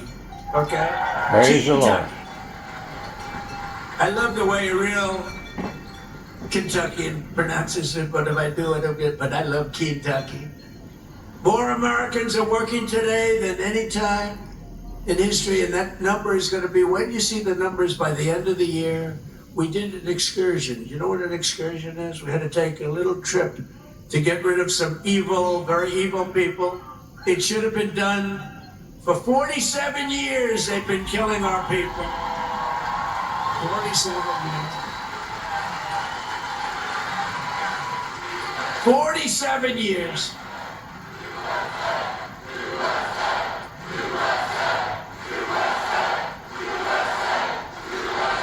And I can only say this. They were all prepared. They're very strong. You know, they're going to try and take over the whole Middle East. They were going to knock out Israel. They don't know what the hell hit them, right? They don't know what the hell. They got hit by the American military. They don't know. They say, what the hell is happening? They didn't expect anything like this. To bring down energy costs for American workers and families and businesses like this one, we ended the Green New scam. You know the scam? Greatest scam in American history. Well, maybe the election results of the second election. But I would say what was the greater scam? The Green New scam or the 2020 rigged election? I would say the 2020. I think the election. I think the election, but what difference? But the main thing is, we said, get out and vote. We're going to do it again. And we're going to make it too big to rig. And that's what we did. We got the highest vote in history. We didn't need that big. We made it too big to rig. We terminated the insane electric vehicle mandate where you were mandated. And I like electric cars. I think they're great. I like Elon. I said, Elon, look. Not everybody wants an electric car. And I like him, and it's a great product, everything, but they have to have, we ended the mandate. We ended the mandate. Now you can have gasoline, you can have hybrid, you can have whatever the hell you want, you can have electric. They wanted you to buy an electric car by 2030. There's only one problem, you can't charge it. You ever see a charger? You're driving down the road, you're running a little low, and they say, electric charging plant, 150 miles up the road. That's a bad feeling. And we massively increased production of American oil, natural gas, and clean, beautiful Kentucky coal. Amen. And we're not allowed in the Trump administration, we're not allowed to use the word coal without preceding it with two words, clean, beautiful. We say clean, beautiful coal. And we had Doug Burgum the other day, Secretary of the Interior, who's great, and Chris Wright, Secretary of Energy. and they were giving a long speech on coal. And I tried to stop them. I was in the audience. They kept saying, clean, beautiful coal, clean, beautiful coal, clean, beautiful. And after about like 40 times, I said, wait a minute, just say coal. It's too much. It's too much. But it's clean, beautiful coal, and it's back, and it's roaring back. You know, it's interesting. China uses a lot of coal. China's very smart. They use coal. What they don't use much of, if at all, are windmills. So they make all the windmills, and they sell that garbage to us. Round and round it goes, keeps losing money. Every time it goes around, it loses $25. That's a lot, you know? And kills a lot of birds. Kills them all. You know, if you shoot a beautiful bald eagle, they put you in jail for 5 years. Windmills kill them by the thousands. Okay, figure that one out. Last year, I took action to save 74 coal power plants from crushing restrictions and regulations. They were putting them out of business. That would have forced them to shut down, including 4 plants we saved right here in Kentucky. And some of the people that work in those plants are here with us now. It's very powerful, and it is now with modern equipment, clean, beautiful, but it's a very powerful fuel. It's very powerful. And if it wasn't China and some of these other big behemoths would not be using it. They use it because it's powerful, very, very powerful. The wind, you know, you're watching television and you want to watch. And your beautiful wife, our First Lady, says, I'm sorry, darling, you can't watch tonight. The wind has gone down and we have... But I want to watch myself on television. I want to watch myself debate. She says, I'm sorry, darling, we have absolutely no energy. There's no wind tonight. What a scam. That's a pretty big scam. That's one of the top. I say that's a top 5. It's about 5 that are real beauties. I also announced a lease agreement for $1.5 billion of private sector uranium enrichment facility in Paducah. Paducah. And as we take decisive action to stop the threat posed by the terrorist regime in Iran with Operation Epic Fury.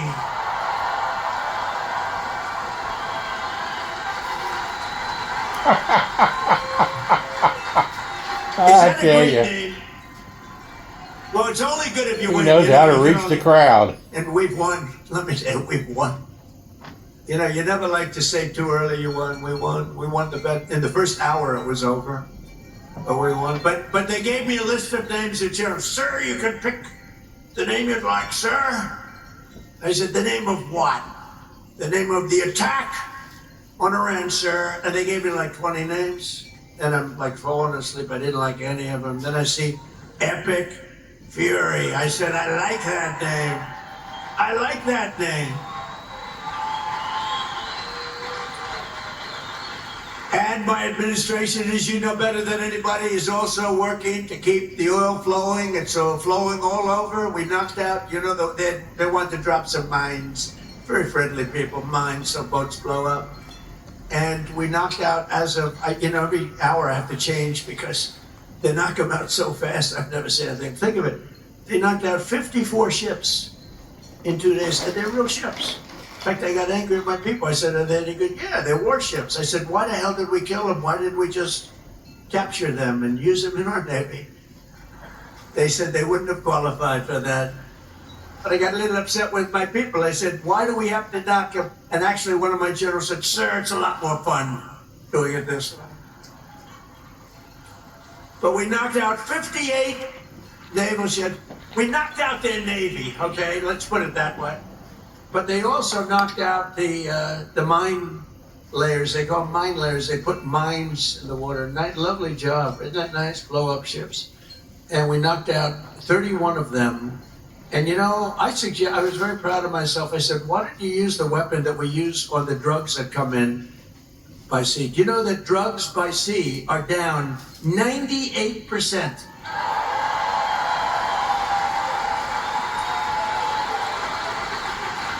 And I said, that's a hell of a weapon. And they said, well, give it a shot. It worked very well. We've knocked out, I think, 28 or 29, all of them, almost all of them. They'll all be gone. By the time I'm finished speaking, they'll be gone.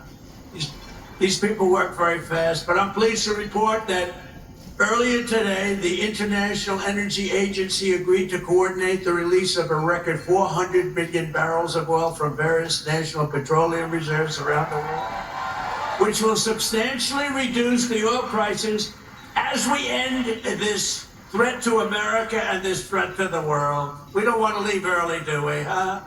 We got to finish the job, right? Over the past 11 days, our military has virtually destroyed Iran. It's a tough country. Their air force is gone, totally gone. That took the better part of about 3 hours. They no longer have radar. They don't have anti-aircraft equipment. They don't have anything. Their missiles are down 90%. Their drones are down 85%. We're blowing up the factories where they're made left and right. And frankly, nobody has ever seen anything like it.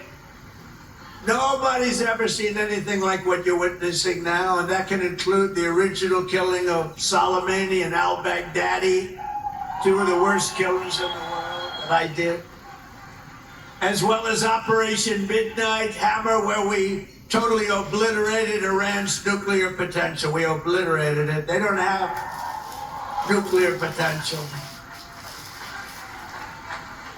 And then after Midnight Hammer, and then we left, we figured that'll be the end of them for a while. But they started again. That's why we got to finish it, right? We don't want to go back every 2 years. And that's because, you know, there'll be some day when you don't have me as president. You'll have, perhaps you'll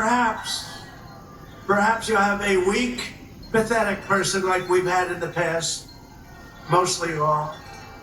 Like Barack Hussein Obama, who signed one of the worst deals ever with Iran, where they were going to give up everything.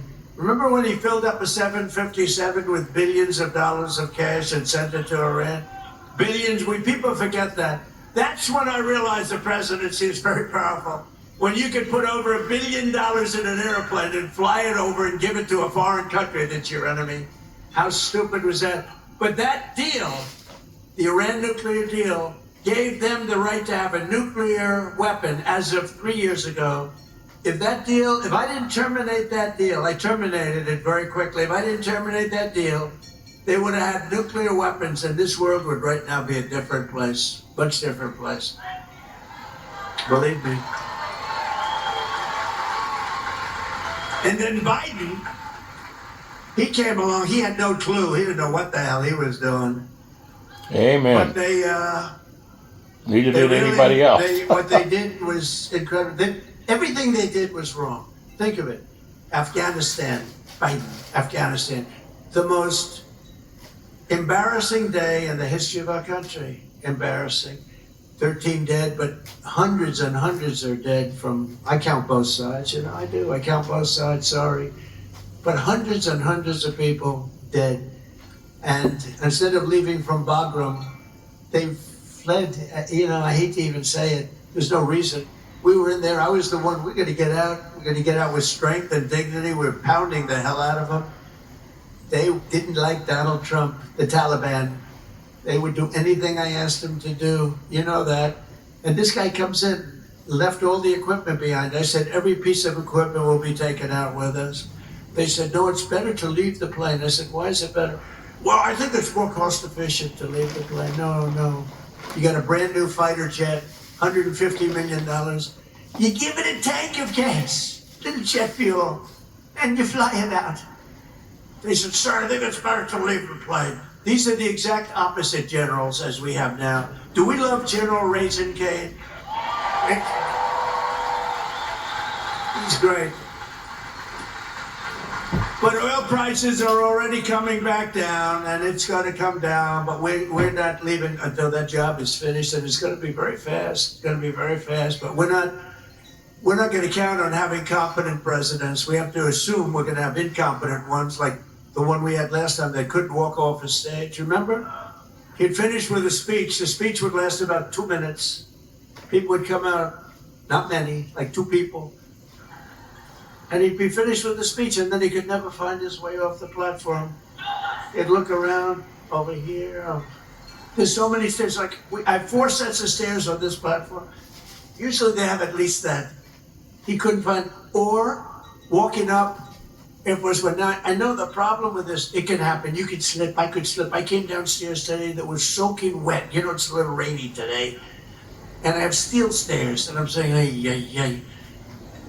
But I do it very slowly and grab that thing, because nobody cares if you set a speed record. The only thing I admired about Barack Hussein Obama, which was nothing actually, but the only thing is the way he bobbed down. Remember, he'd bob. Hey, if you talk about unpresidential, he's bobbing. And I couldn't believe that he made it without at least a noticeable major fall. But Biden was the opposite. Biden couldn't even walk up the stairs. He fell 3 times walking up the. And the world watches that and they don't like seeing it, although they actually do like seeing it, because they say, what the hell is going on? Or when he fell at the Air Force Academy, right? And the general was standing there, could have caught him, but he didn't want to drop the paper that he's holding in his hand.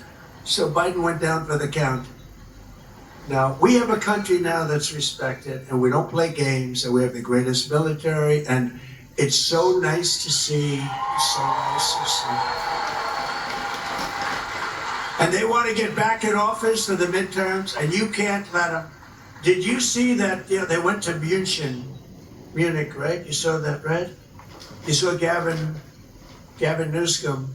He admitted that Gavin Newsom. So I think his career is over, okay? Let's get off the teleprompter for. Do you mind if I get off the teleprompter for a couple of minutes? Because this is, I have these great speech writers. I drive them crazy because half of the time I'm not. But Gavin Newsom, in an interview,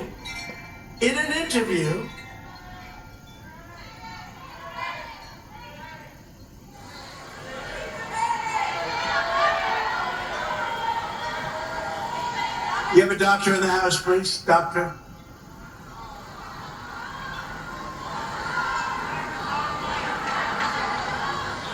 Yeah, take your time, please.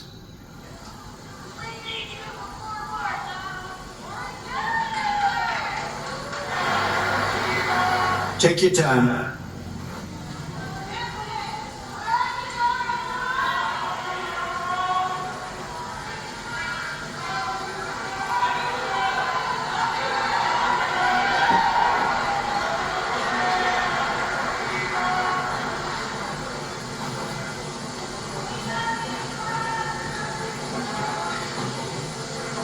We have all the time. These are great people. They wait so long, hours and hours.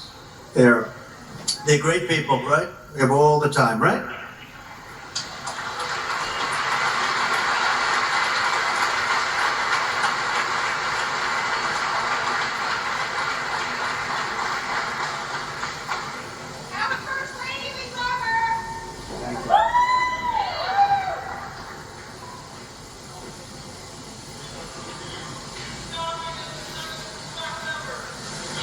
Thank you.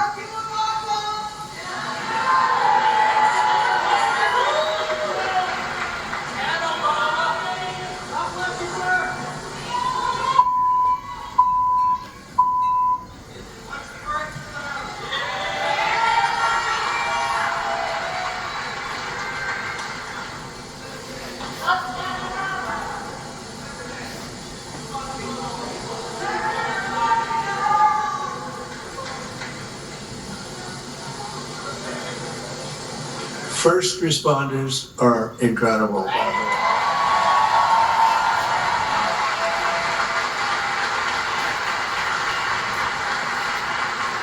Amen. I hate to say so myself.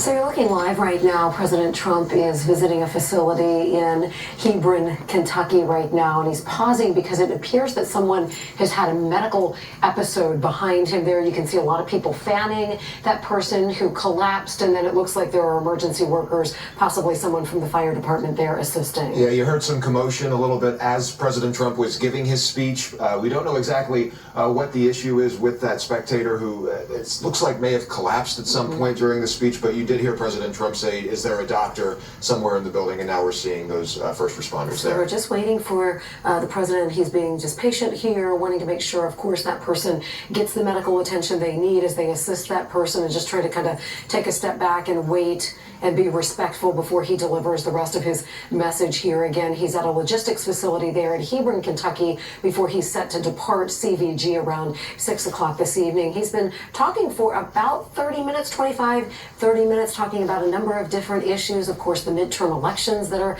coming up, also talking about a bunch of jobs that he says that are being invested into the United States. And then, as we expected, also talking about the war going on right now in Iran. Yeah, again, it looks like the speech delayed right now, but yeah, he mentioned some of the big investments that were happening. He mentioned Ford, Apple, GE as some of the big companies that have made some big investments in Kentucky. He went into great detail about the dollar figures behind them, but yeah, it's been going on for about 25 or 30 minutes or so that we've been listening in on this speech. Again, the president taking a pause in this speech because somebody in the crowd seems to have had some sort of medical episode, and first responders right now tending to that individual.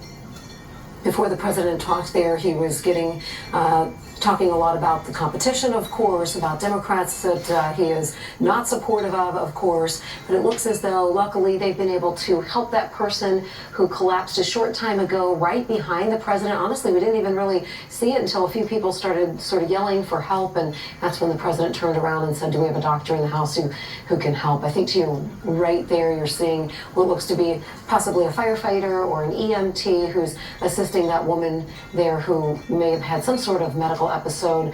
Not sure if it's hot in that area or not. I know it's a really humid day out there. This is a manufacturing plant, so it might be humid in there as well, as you've got, hundreds of people who are packed in there shoulder to shoulder. Yeah, and so it looks like, if I'm not mistaken, somebody obviously who works very close with the president, Dr. Oz may be actually among those who are tending to this individual who has collapsed. I believe that's him right there who just gave the president a thumbs up. So it looks like everything may be okay. You're seeing the round of applause right now, but this doesn't look to be hopefully anything serious. There's not too much of a rush to get this person removed. But yeah, it looks like Dr. Oz, there she is right there, that we're seeing the person who may have collapsed at some point. Again, we don't know exactly what this medical emergency was.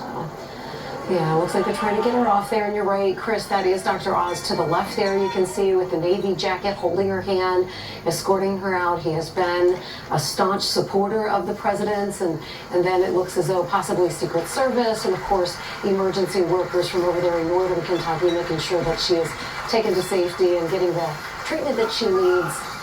And in the meantime, she's giving a kiss to the crowd and to the president. And you're hearing the roar of applause, and you're hearing President Trump's words of encouragement. But we've been talking about this, how long people have been waiting, standing outside, and in some of this nasty weather out there. So you can imagine how exhausting this probably would be for a lot of people who are waiting to hear the president speak, now finally inside and listening to the president. And as Todd Dykes was telling us, Mike Dardis, Brian Hamrick, all there at that Hebron facility. I mean, you had hundreds of people out there today. Many had to be turned away. So many people wanted to go and support the president.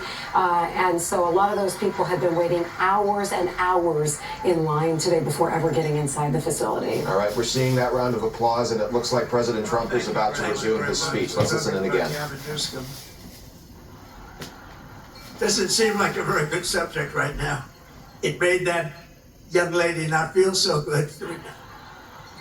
Anyway, he admitted he has mental problems, that he's not a smart person, that he is a mental lack of ability.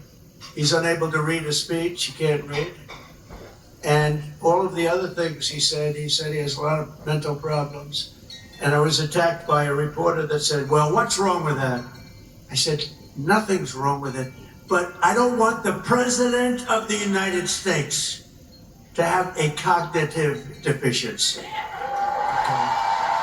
Right? And when he admitted this, I said, I think he just lost the Democrat nomination. What do I know? But you know what? I'm for everybody, but you know, when it comes to president, you gotta be sharp. You gotta be sharp as hell. One of the greatest victories we have achieved for hardworking Americans with the help of our great Republican majorities in Congress is no tax on tips, no tax on Social Security, and as I told you before, no tax on overtime, which affects you. 800,000 Kentucky seniors. And every Democrat voted against it. So remember, and they'll terminate it. If they take power, they'll terminate it. 800,000 Kentucky. So you have, think of that, you have no tax on Social Security, 800,000 seniors, and they will end it. We got to win the midterms. We also made interest on auto loans tax deductible. First time that's ever happened, but I did put a little proviso. The car has to be made in America for you to get it. Our tax cuts are projected to raise incomes in the Commonwealth by $5,400, boost household take-home pay for you by nearly $10,000, and protect more than 84,000 Kentucky jobs at a minimum. And some of the jobs we're creating or protecting are right here at Verst Logistics. So let me call up your outstanding CEO, Paul. Come on up real fast, Paul. Come on. Paul Verst. Come on up here, Paul. Let's go. Great family. Go fast, Paul. They don't want to hear Verst from family. you.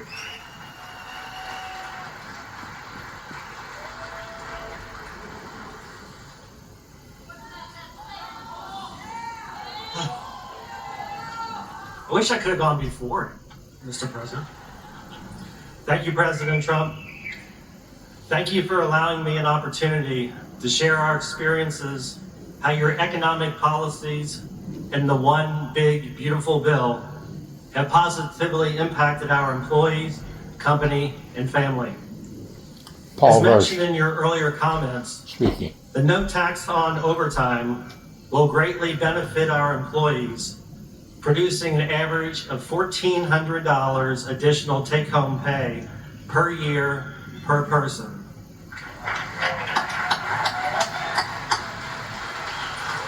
With this amazing benefit, the savings they will realize can be used to take a family vacation, provide further education for their children, pay bills, or make a down payment on a house or car.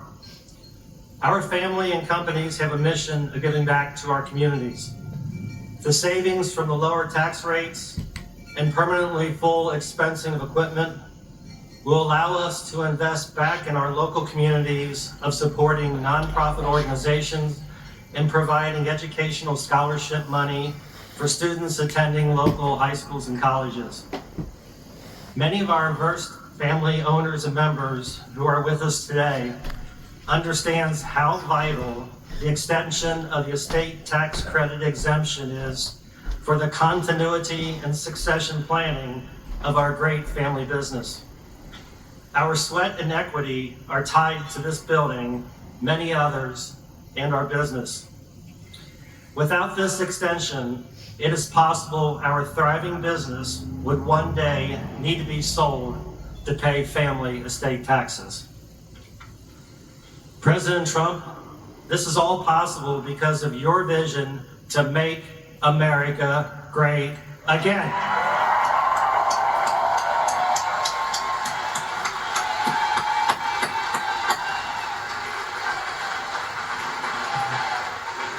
On behalf of our family, company, and employees, we want to take this opportunity to welcome you to Northern Kentucky and the Cincinnati region. You are in the heart of Kentucky, home of bluegrass, faster horses, and the best damn bourbon in the world.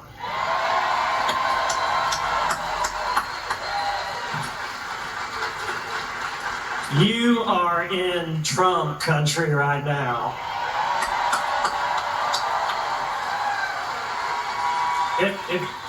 Wrapping this up, if we can just take a pause, and I'm going to say a quick little prayer for President Trump, if I could. May God bless and keep you healthy and safe. And may God bless our beloved United States of America and everything it stands for.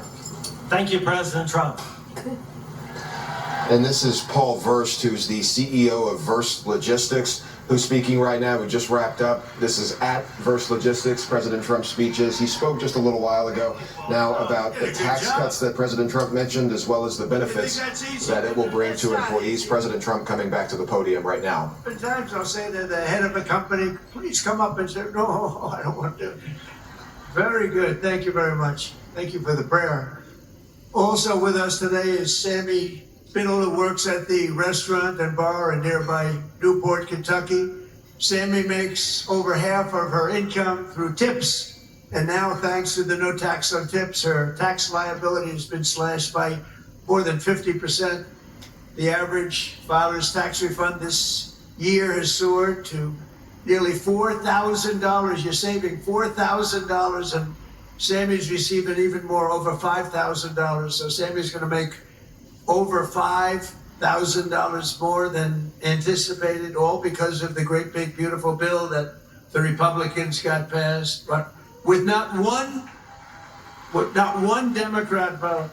They want to raise your taxes. They're going to raise your taxes. So, Sammy, come on up for a second and say hello, Sammy.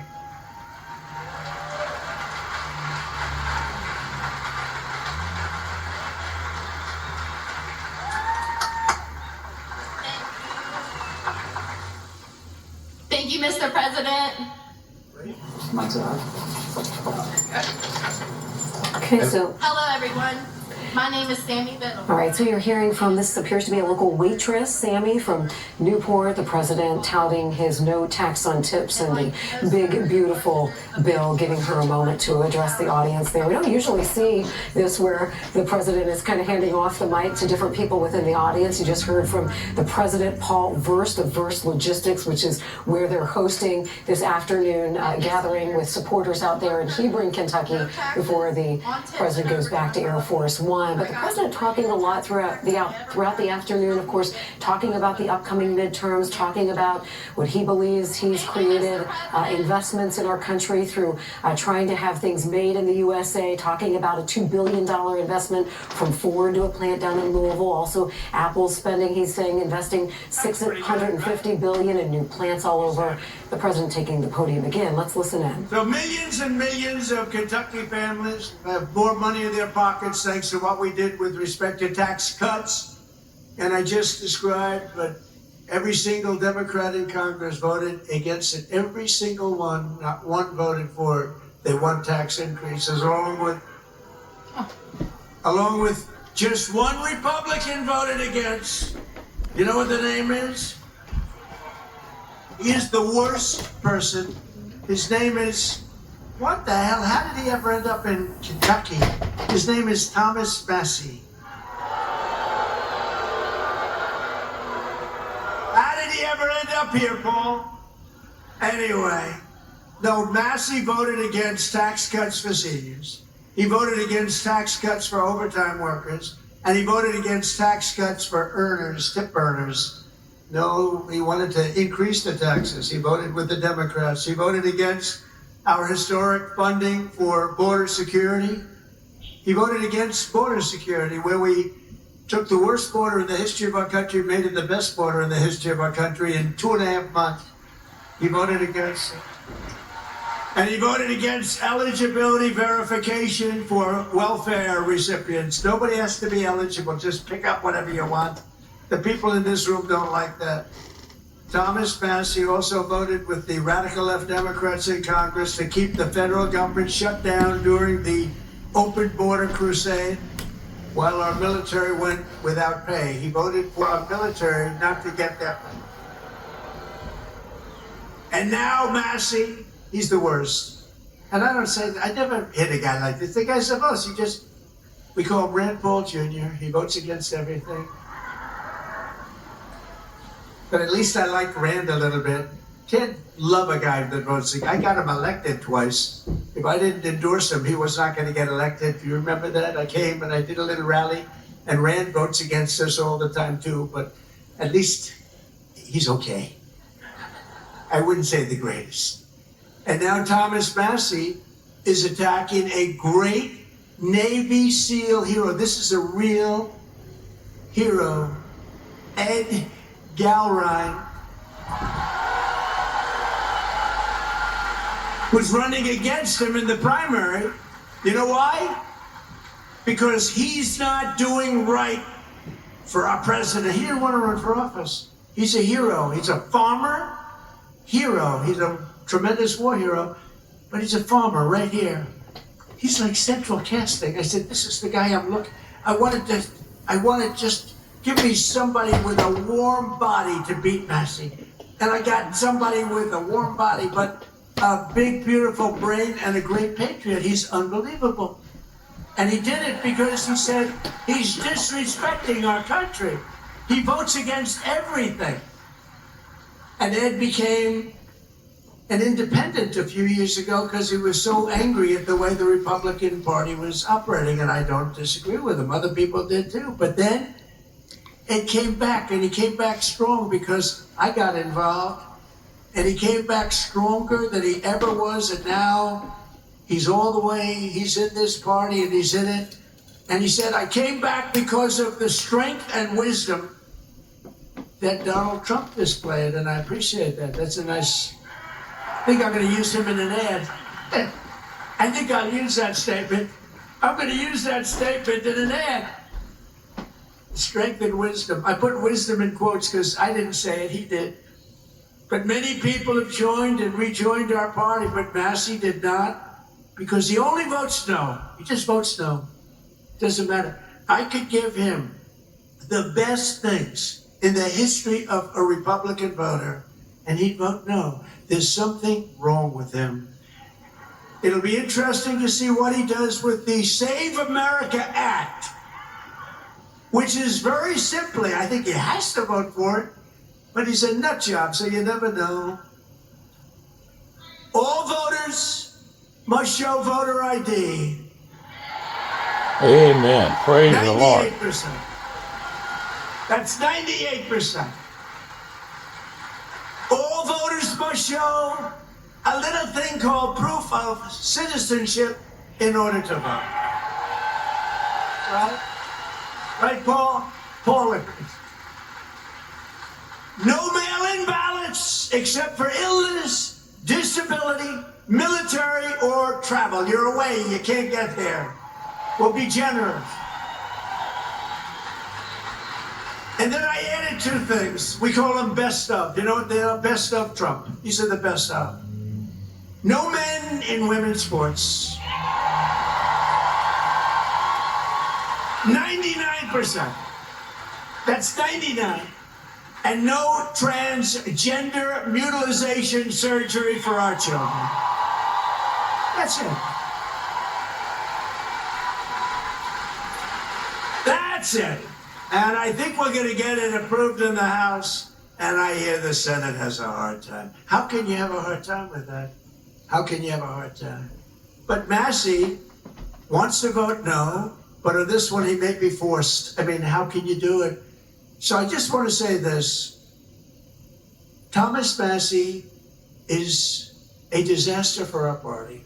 He comes from a state that I won by a landslide, got the highest vote in the history of your Commonwealth. The highest vote. I got the highest vote. That means that people like me, and I love them. I love them.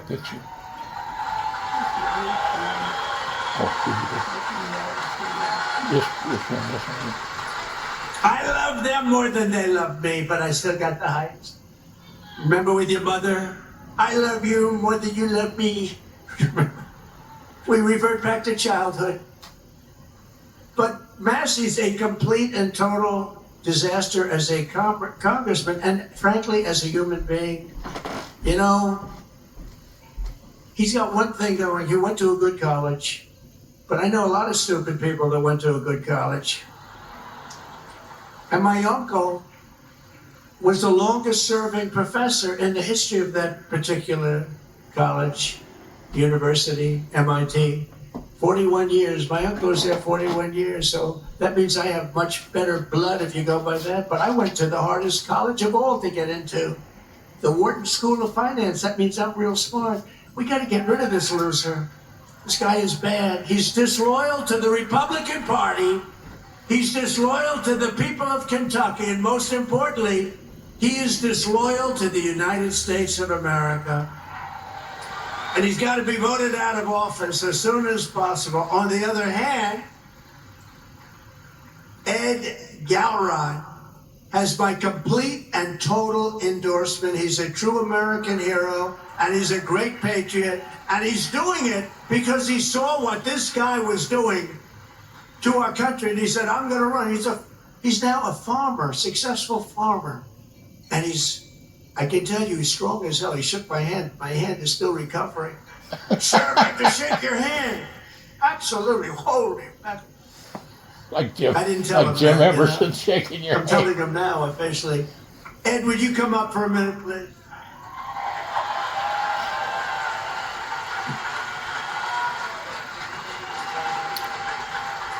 Mr. President, welcome to Kentucky, and thanks for coming to the heartland. Because you are loved and admired here for your courageous leadership of our great nation at such a critical time in history. Thank you, Mr. President. Thank you. This is the land of we the people, right here. I want to thank you for your endorsement, because once you did that, my support skyrocketed. So I look forward to serving the people as their representative of Kentucky District 4. Because as you folks know, you deserve an authentic, true Republican conservative that stands shoulder to shoulder with our president and the Republican Party and against the Democrats who are trying to destroy our nation. Amen. Amen. Amen. Amen. USA! USA! USA!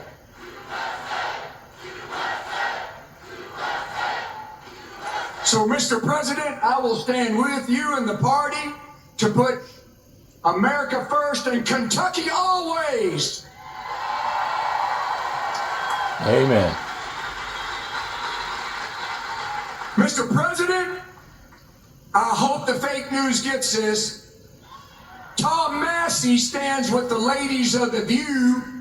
Tom Massey stands with the ladies of The View. Mr. President, we stand with you. Fight, fight, fight! USA! USA!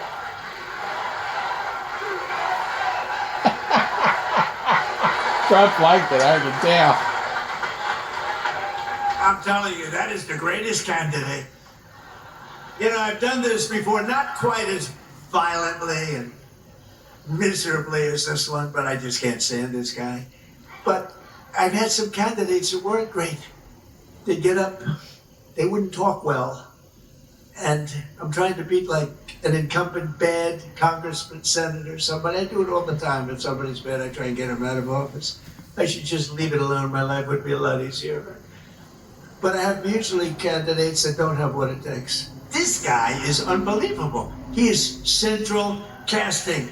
Just elect him. You're going to have no problems with him. Thank you. Ed, thank you. Unbelievable. That's great. He's a good man. With us today are some of the amazing warriors who, unlike Massey, stood up for the working people of this Commonwealth. This great group of people, the people that built the nation, including a wonderful man who's been with me all the way, Congressman Andy Barr.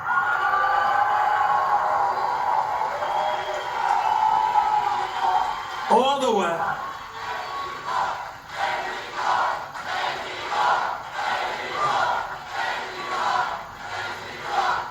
He's a good guy and a warrior.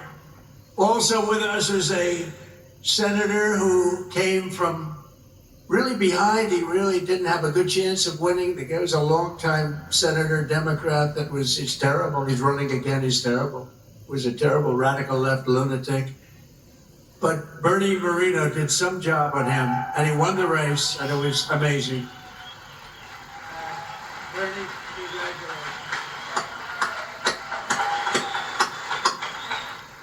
And thanks as well to CMS Administrator. You just saw him working. Dr. Mehmet Oz. He was just working.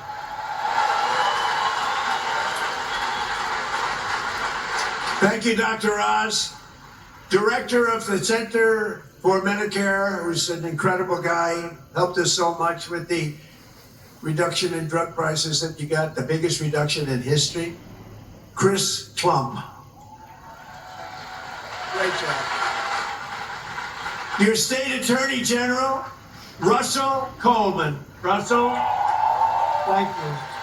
Thank you, Russell. Good job. A wonderful Secretary of State. We have a good one in Washington, too. Marco. Do we like Marco? I think so. Marco Rubio. Your Secretary of State, Michael Adams. Thank you. Thank you, Michael. State Auditor, Allison Ball. Yeah. Thank you. These are great people, and I've gotten to know them over the years. They are just incredible people. State Treasurer, Mark Metcalf. Thank you. Thank you, Mark. Great job. Your former Kentucky Attorney General, Daniel Cameron. Daniel, thank you. Thank you, Daniel. And Chairman and CEO of Morris Industries, good man, Nate Morris. Nate, thank you. Now also with us is a local legend who did quite well suing the Washington Post and various and sundry others. Where's Nick Sandman? Come here, come on, hurry up, Nick. He's a young guy, he can get up here. Guy walked away with a lot of money. They did a number on him. He said, we're not going to take it anymore. I love these guys. Nick, wow. Become a big celebrity. Nick, say a couple of words, Nick. We love Nick.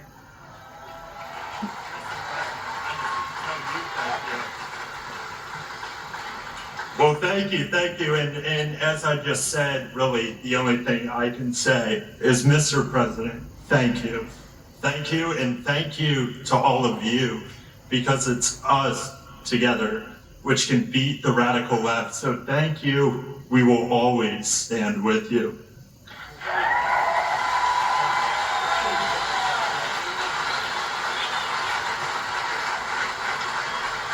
I watched that whole thing unfold, Nick, and I said, that guy is getting scammed. And you know what? He scammed them, because what he did was pretty amazing. Him and his group of friends, he had good, loyal friends, Nick, and that's great. I loved it. I loved watching what he did.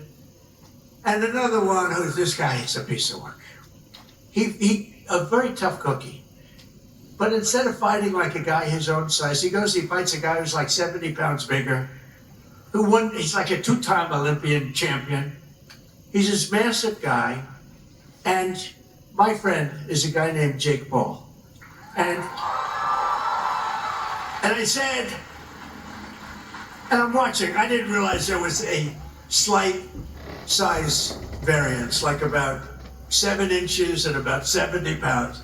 This guy fought like, I tell you what, he is courageous. He's an incredible guy. He's got a brand new, beautiful fiance, and you're not allowed to use the word beautiful when describing women anymore. It's the end of your political career, but I'll say it anyway. What the hell?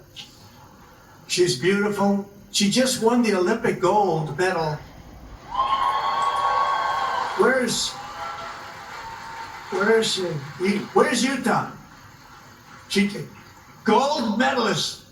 Boy, I tell you, she's strong. That means she's strong. You better be careful. She's a beautiful person, and she's a big, strong athlete. I watched her win that gold, and they have an expression, if that were a fight, they'd stop it, right? She's great. But Jake Paul is a great guy, and part of the deal is he said, do you mind if I do an interview with you? I said, Jake, I'm the president of the United States. I don't do interviews. Look at Joe Biden. He went 2.5 years without doing an interview because he was shot. But he was shot 30 years ago, too. He was no good. But I said, Jake, I'm president. How can I do your local podcast? But his local podcast is big stuff. And he's big stuff. Jake, you got to come up. Come here. You got it. This guy has guts. And he walked out with a broken jaw. Anyway, this was not the greatest fight. But you know what it showed? Lots of courage. Come here, Jake. These are your people. Yeah, what Mr. Trump has taught me is courage. We never back down from a fight, even if they're much bigger than you, much bigger than you. And I feel all the local Kentuckians feel the same way. You guys have that fight. You guys have that swag. There's a lot of young kids in here. The future of America. I grew up just a few hours away from here. My dad taught me to fight. And all of our voices matter in America. And I'm never afraid to speak the truth. And I know you guys aren't. We are here representing the United States, and it's just a blessing. Thank you, Mr. Trump. We need more factories like this thriving all over the country, and I know he's going to be the one to bring that here to us. I know God is with us. I know he wants us on the right side of history, and everyone here has to do their part, and God's got us. Trump's got us. God bless. Love you, Kentucky.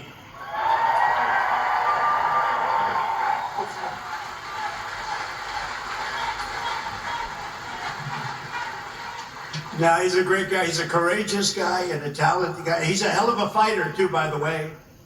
And I just want to say, I'm going to make a prediction that you will be, in the not-too-distant future, running for political office. Okay?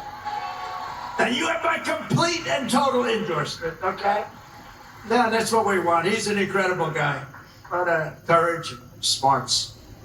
So in 4 long years, Joe Biden and the radical Democrats in Congress gave us the worst inflation in the history of our country, driving up prices all across the board. They left us a mess.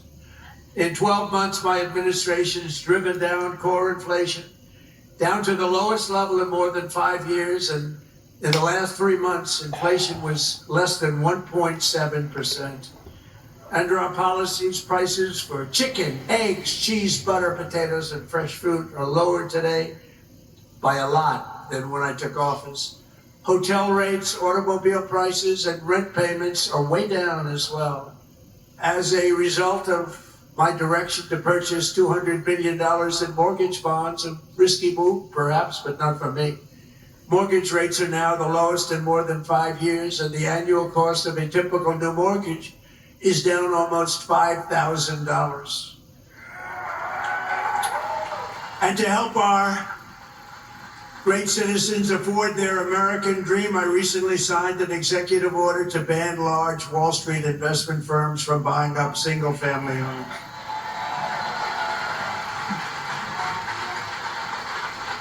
Under my most favored nation agreements for drug prices, we're also slashing drug prices at record levels, with price differences of 400, 500, 600, and even 700%. Can you believe it? And I got that with the drug companies, and then I had to convince foreign nations that it's not fair, and I used the word tariff, the beautiful word. I always said one of my most favorite, most beautiful words. I used to say it's my favorite word, most beautiful word, and the fake news killed me. They said, what about your wife? What about God? What about religion? What about your children? I said, okay, it's my 5th favorite word. Now I don't get in trouble. No, they actually went after. I said, it's my favorite word in the dictionary, the word tariff. And they killed me. These guys are the worst. For decades, Americans have paid the highest drug costs in the world, but now, thanks to our policies, Americans are going to be paying the lowest drug prices paid anywhere in the world. Amen. Amen. And these incredible price reductions are available right now and I did not name this. This was done by Dr. Oz and Bobby. Where's Oz? He's back with the patient. See, he stays with the patient. Where's Oz? Oz, is it true that I did not name this after myself? Okay, thank you. If he said no, he'd be out of here. No, he's done a great job. And is she okay, Oz? Good. Thank you. Great. Great job. You're okay.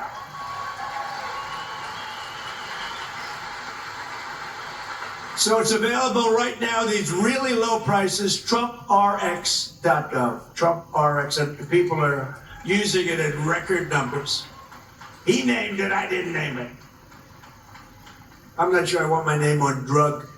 Well, drug reduction is probably good, right? If prices ever go up, I'm going to say, get my name off there. But they're not going to go up. They're only going to go down. Other presidents tried to do it, but all they did was talk. It was all talk, no action. I got it done. I got it done for you. Got it done for Kentucky. But it's doing record-type business, right? Biggest price reduction. I think it's one of the biggest things to happen in medicine because the prices are just a tiny fraction of what they were. So Trump RX is a major step toward a larger goal of reducing the cost of health care for hardworking Americans since the passage of the Unaffordable Care Act. You know what that is? I love the name. The Unaffordable Care Act. Do the Democrats hate me? I wonder who hates me more, stupid Tom Massey or the Democrats? I think it's close. Well, they have Trump derangement syndrome. If we won that war, which we have basically done, if we won that war in one day, he should have done it faster. It's unacceptable.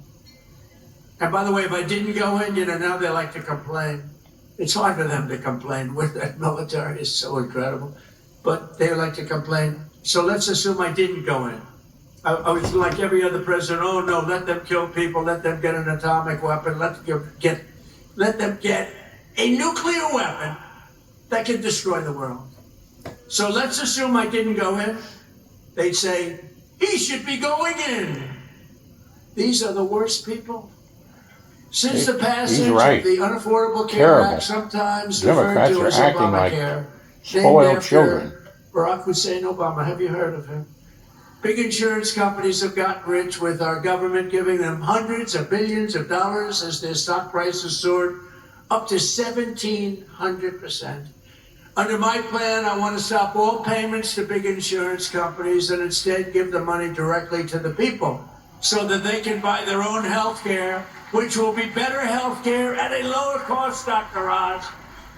Okay?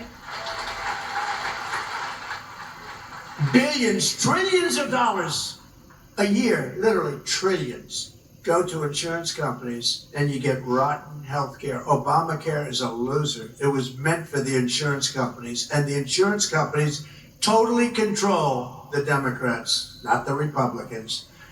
Just over 1 year ago, we inherited a mess, a floundering economy, wide open borders, the worst inflation ever, crime, chaos everywhere. Today, just a short time later, look, we've been there for 1 year. We have the most secure border in U.S. history. The flow of fentanyl across our border is down by 59%. We get it better. The murder rate just saw its single largest drop ever recorded, the lowest in 125 years, before my father, Fred, was born, before he was born. And that's despite the fact that we have a lot of people that shouldn't have been allowed in here that are murderers. Inflation is plummeting, incomes are rising, the economy is roaring back, and America is respected again, perhaps respected like never before. Every single day of my administration, with the help of the great people of Kentucky, yeah, I love Kentucky. We will keep on working, and we will fight, and we love you. Fight, and we will win, win, win. Amen. And And together, we will make America powerful again, Front Row Joe. Amen. We will make America wealthy again. We will make America healthy again. We will make America strong again, strong.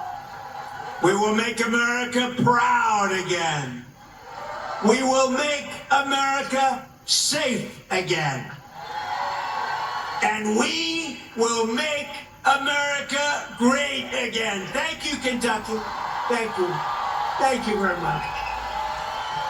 Thank you very much.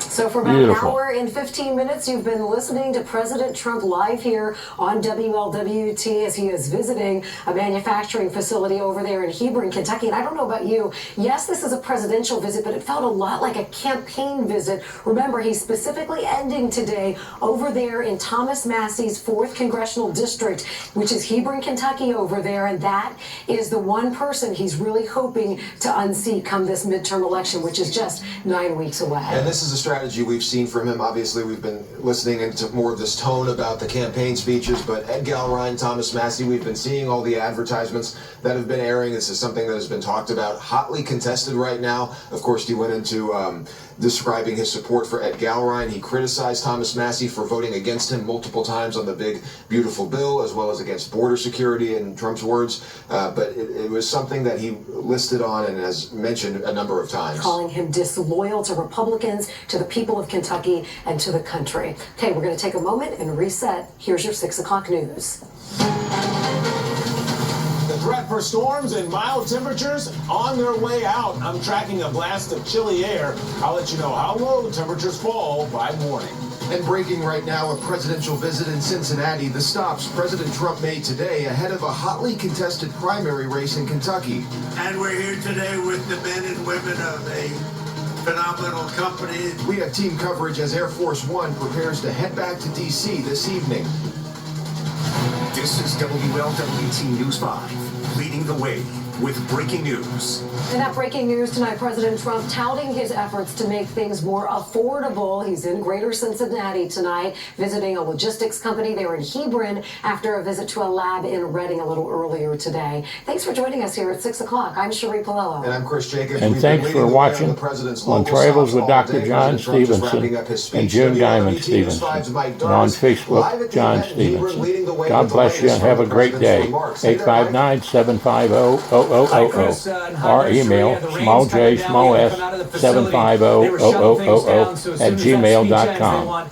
God bless you. There for security reasons. You guys were talking about it before we started the 6 o'clock news. The president using this hour and 10-minute speech to talk about many, many things, including the economy, all of the jobs he says he's created in the states of Ohio and Indiana, all of the money invested in our states here in the greater Cincinnati as well. Also talked a lot about the war in Iran. He's received some criticism of late about when he's going to get out. We're starting to hear about 7 soldiers who have died and more than 140 military people who have been injured in this war thus far. So he's faced a little bit of criticism. But today he talked about how whether they get out tomorrow or next month, the war, in his mind, has already been won. Amen. Their Air Force is gone, totally gone. That took the better part of about 3 hours. They no longer have radar. They don't have anti-aircraft equipment. They don't have anything. Their missiles are down 90%. Their drones are down 85%.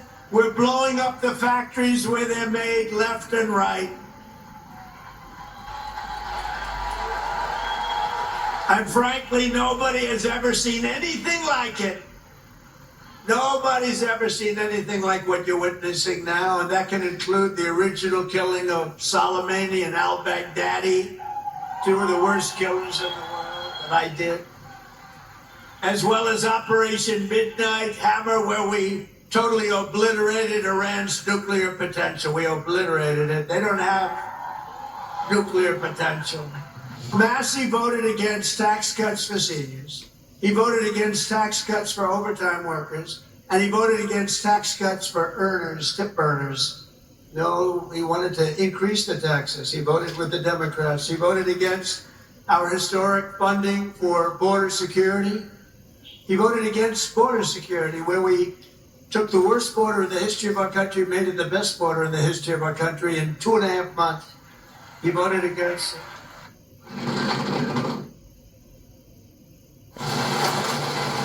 Yeah, talking a lot about Thomas Massie today. You know, it's interesting. President Trump won the state of Kentucky by more than 30 points in the general election, yet two of his harshest critics are actually from the state of Kentucky as far as Republicans are concerned. And you're talking about Senator Rand Paul and Thomas Massie, who we just talked about right there. He brought Al Galrine up, the military man who he is hoping can win in the primary election coming up here in the next couple of months and overtake Thomas Massie on the Republican side for the 4th Congressional District.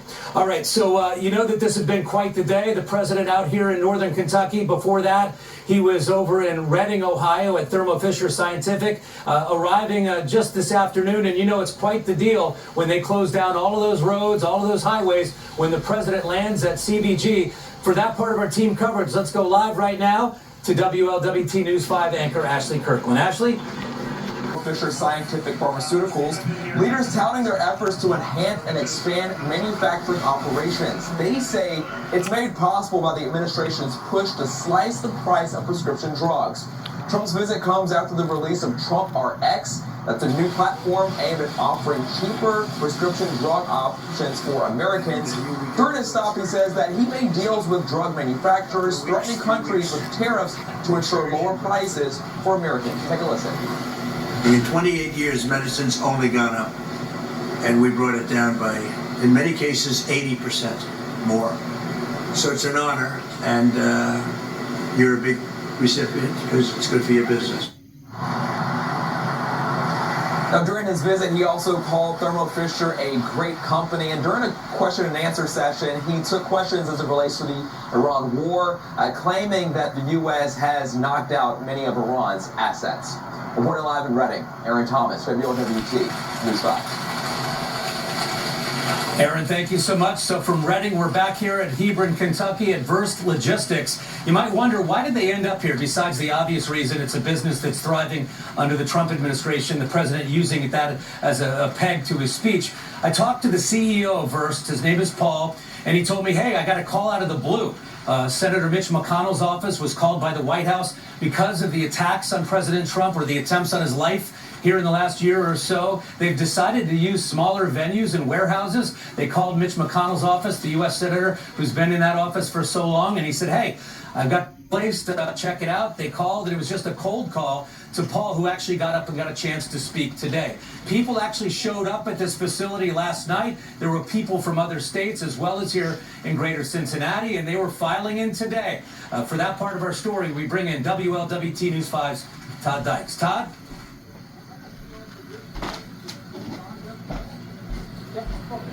Yeah, Mike, despite dealing with several rounds of heavy rain today, supporters of President Trump are making it clear that there's really nowhere else they would have rather spent their Wednesday afternoon. Right, I agree. Before President Trump began speaking today at a logistics company in Hebron, a long line of his supporters talked with me about a host of current topics. Well, honestly, my expenses have actually gone down since he's been in office. So my grocery bills have gone down. I don't know if it's just the way I shop, but I get American stuff, and I've been paying less. Well, everybody wants gas prices to go down a little bit, so we can be praying that all that gets turned around sometime soon. And are you, and in the military actions, are you okay with that? And what do you make of what's happening? Well, I'm not in politics right now, but I think President Trump and others are leading the country in a correct direction.